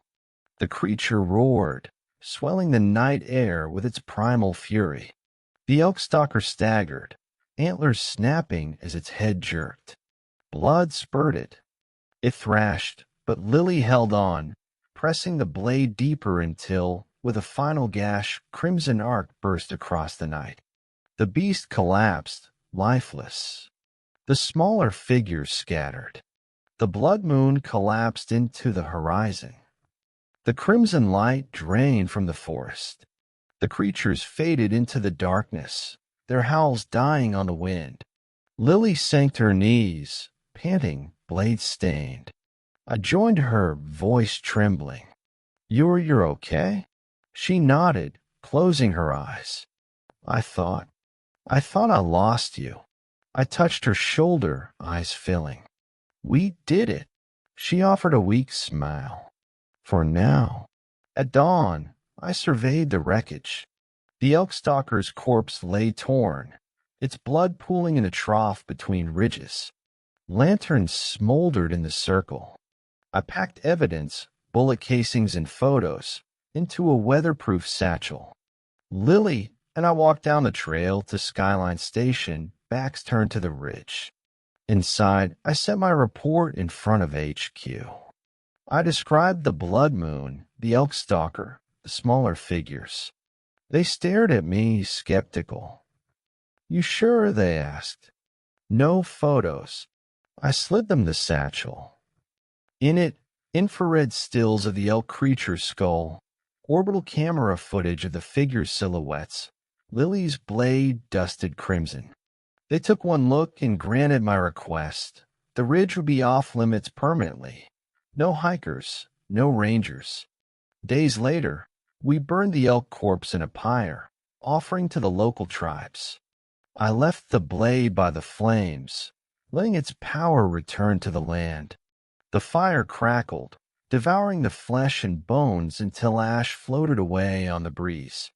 Lily and I watched, faces lit by orange glow. The ridges beyond appeared tranquil, as though nothing had ever happened. But I knew better. The forest remembered. The blood moon had passed, but shadows lingered. Somewhere in the depths of Skyline Ridge, embryos of that curse still slept, waiting for the next cycle. Every 19 years, the mountain's pulse would race, and I would be ready. As dawn broke, I stood on the porch of the station, coffee in hand. The sun's rays turned the ridges golden. Birds called faintly. For a moment, tranquility reigned. Then a faint whisper caught my ear, soft as silk, intoxicating as darkness. Quinn. I froze, heart pounding. I turned to Lily. She stood behind me, eyes wide. We listened, straining. The forest lay silent. The whisper vanished, swallowed by the morning breeze. I exhaled, set my coffee down, and walked inside. But in the back of my mind, I felt a shiver rain on the horizon, foretelling that the next blood moon's curse would bloom again. And when it did, Skyline Ridge would call me back. Legends clung to Screaming Bluff like morning mist. Oscar Blackburn, the first ranger on those crags, carved cross marks into the guardrail in 1922. Warning, do not lean over. Over the decades, visitors would disappear. Some chalked up to accidents. Others whispered about phantoms dragging souls over the edge. My predecessor, Ranger Clem Hoyt, vanished last summer. I found a single shoe left on the bluff's edge, sole worn smooth. No evidence. Only his final words scrawled across the investigation log. They come from below. Their voices lure you in. I arrive at Granite Canyon Park Station in late July. My duty, patrol the trails along the rim of Screaming Bluff, post warning signs, and ensure no one approached too closely. I thought it would be a simple, quiet assignment until every scream I heard became my own. I parked my truck at midday, a bright sun overhead. Granite Canyon Park was lush, green meadows laced with trails. But Screaming Bluff, sheer granite cliffs dropping 200 feet to the torrent below, loomed at the north end. A railing ran along the rim, rusted but sturdy. Visitors rarely stood too close. Most came for the views, snapping photos, then moving on. My orders were to replace the missing signs, stay back, edge unstable. I grabbed a hammer, nails, replacement placards with bold red text, and headed to the bluff's edge. When I arrived, I found the vantage point already dotted with tourists.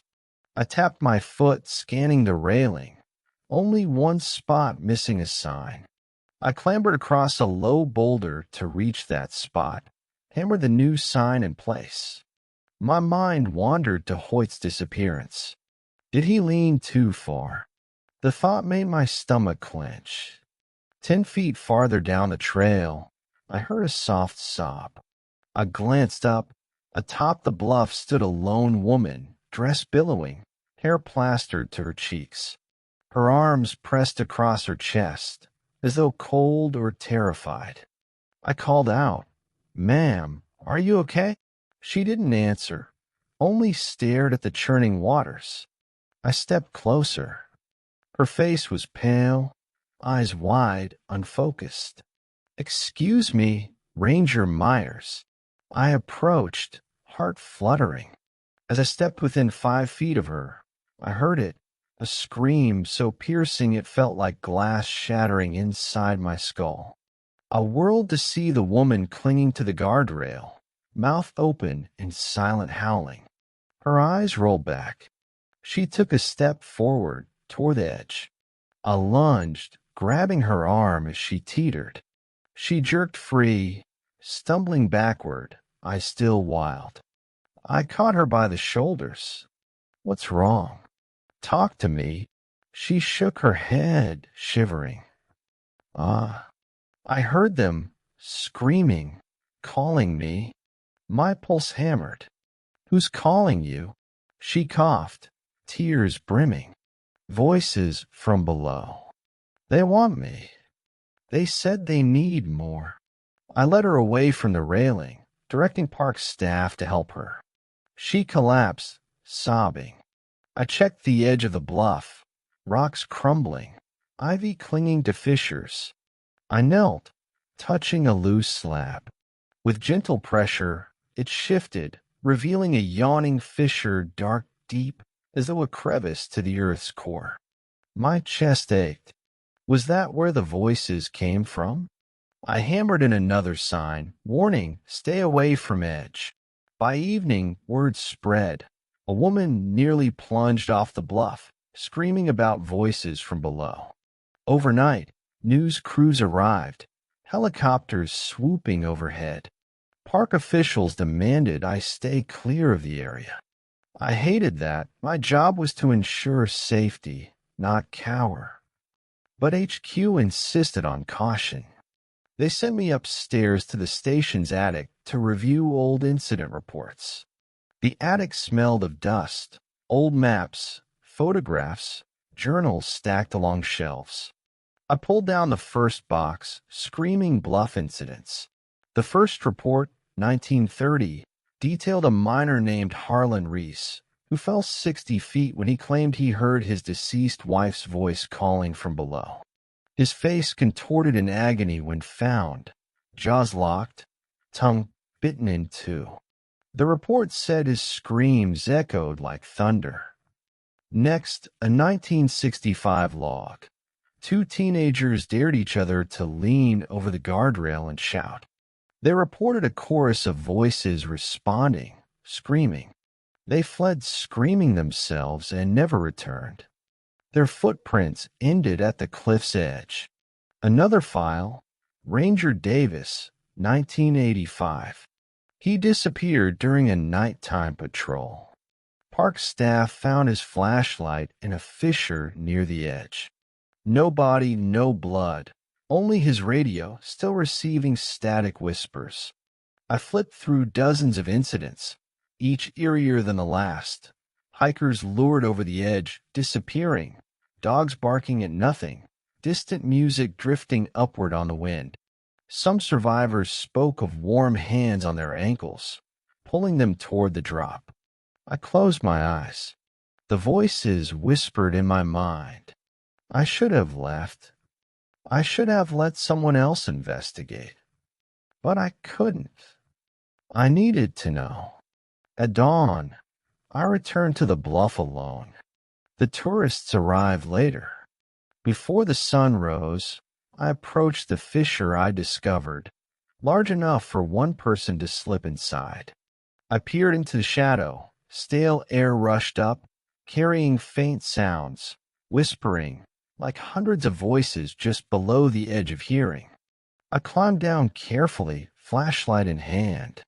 The walls of the crevice were smooth, polished, granite eroded by centuries of wind and water. I followed the passage as it turned 90 degrees, descending into darkness. The voices grew louder, indistinct, unintelligible. My head throbbed. The passage opened into a small cavern, a dome of rock overhead, roots trailing down like ropes. A pool of water rested in the center, reflecting moonlight that seeped through cracks overhead. I knelt and dipped a hand into the water. It was unnaturally cold. When I withdrew it, I saw a smear, tiny fingerprints traced around a rim, as though someone had touched the surface. Then I heard a breath behind me. I spun, flashlight beam dancing on walls. Nothing. I exhaled. The voices swelled, coalescing into a single phrase. Join us. I felt a cold finger brush my ankle. I screamed, spinning around, only to find nothing. Panic seized me. I scrambled back, stumbling up the passage, arms scraping against rock. I emerged onto the bluff, heart hammering, radioing HQ. Ranger Myers, possible underground cavity. Found voices. Need team. Static. No response. I pounded the radio. Still nothing.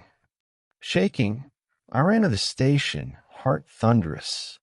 When I reached the office, sprinting up steps, I saw her, an old woman hunched, staring at me. Her eyes were pale, milky. She whispered, "They saw you." I froze. She pointed to the bluff. I whipped around too late. A scream echoed, my own voice recorded. The radio in my hand crackled with static screams. I dropped it. The old woman vanished into the woods. Over the next week, I descended into the crevice nightly, determined to map the cavern. Each time, the voices pulled me deeper, chanting in unison, half songs, half screams. The cavern expanded into a series of chambers, stalactites dripping cold water, walls etched with scratch marks. Names, dates please. One name caught my eye, Clem Hoyt, July 14, 2024. The date a month ago. I pressed my cheek to the wall, tracing his name. I whispered, "Clem." No reply. I backed away. The chambers connected in a labyrinth. In the largest chamber, I found bones, animal, maybe human, arranged in circles. At the center, a stone altar dripped with resin and dried blood. On it lay a tattered piece of Hoyt's uniform, a ranger badge pinned to a slab. My ammo belt jingled. I synthesized a crude torch from sticks, cloth, and glycerin from my first aid kit. I lit it. The chamber flickered, shadows dancing on walls. As I moved closer to the altar, the voices rose to a crescendo, ear-splitting shrieks. The ground trembled. I thought a rock slide might collapse the cavern. Instead, the walls parted, two shadowy figures appearing at the chamber's entrance, their features blurred as though seen through water. I stumbled back, the torch flaring. The figure on the left resembled Hoyt, clad in a faded uniform, eyes void. The other I recognized as Harlan Reese, the miner from 1930. Both advanced, dragging something between them, a massive husk of rotted flesh, unrecognizable beast. I raised my pistol. Stay back. They didn't speak, only extended bony hands. The husk between them oozed. They pushed the carcass onto the altar. The voices swelled, shifting into a chant. Blood, blood, blood. Holy shit, I muttered. I scanned the chamber, stalactites overhead, dripping. I grabbed one, twisting it free, small enough to wield as a dagger. Hoyt emerged from the shadows, inching closer. I lunged, plunging the stalactite into his chest. His form dissolved into black mist. Reese roared, shrill, furious. I dropped the torch, the chamber blazing in orange. Reese charged, but a stalactite hurled from the ceiling shattered his skull, sending a geyser of ichor. I looked up to see sunlight streaming through a crack. The ceiling was eroded. I climbed onto a rock, kicking upward, prying the opening wider. Reese pushed through the altar, grunting. I grabbed Hoyt's uniform badge, its silver still gleaming. I jammed it into a niche in the wall, some sort of lock. The ground trembled. The altar exploded, shards flying. The husk in the center imploded, sucking the life from the chamber. Reese let out a final howl as his form disintegrated. I scrambled through the opening, tumbling onto the bluff's edge. The cavern collapsed behind me, sealing in dust and echoes. My pistol fell. I picked it up, heart racing. With the cavern sealed, the voices ceased. I found Clem Hoyt's boots at the rim, crushed by falling rock. His uniform pieces lay scattered. I dragged the badge back to the station. HQ called it a cave-in. They recovered no bodies. The official report listed Hoyt as overdue. I ensured the fence along Screaming Bluff's edge was fortified, warning signs replaced, cameras installed. Days later, I sat at my desk. A new report arrived. Hikers found their campsite torn apart, blood pooling, only a charred bone fragment remaining. I checked locations near a different bluff, Echo Point. I exhaled. My heart sank. The voices would find another place to rise. I stood, walked to the window. The vast wilderness stretched below. I gripped Hoyt's badge, cold in my hand. I vowed to keep watch over every ridge, every cave, every chasm, until the voices fell silent forever. But as evening fell, carrying with it the hush of night, I realized Screaming Bluff's betrayal was just one of many. Somewhere, in 1,000 hidden places, the hungry whispers waited, needing more. I locked the badge in the station's safe and turned off the overhead light. The hush settled around me. My breath echoed in the office. I picked up my radio, pressed the button. Myers to HQ, I said, voice steady. End of watch. Silence answered.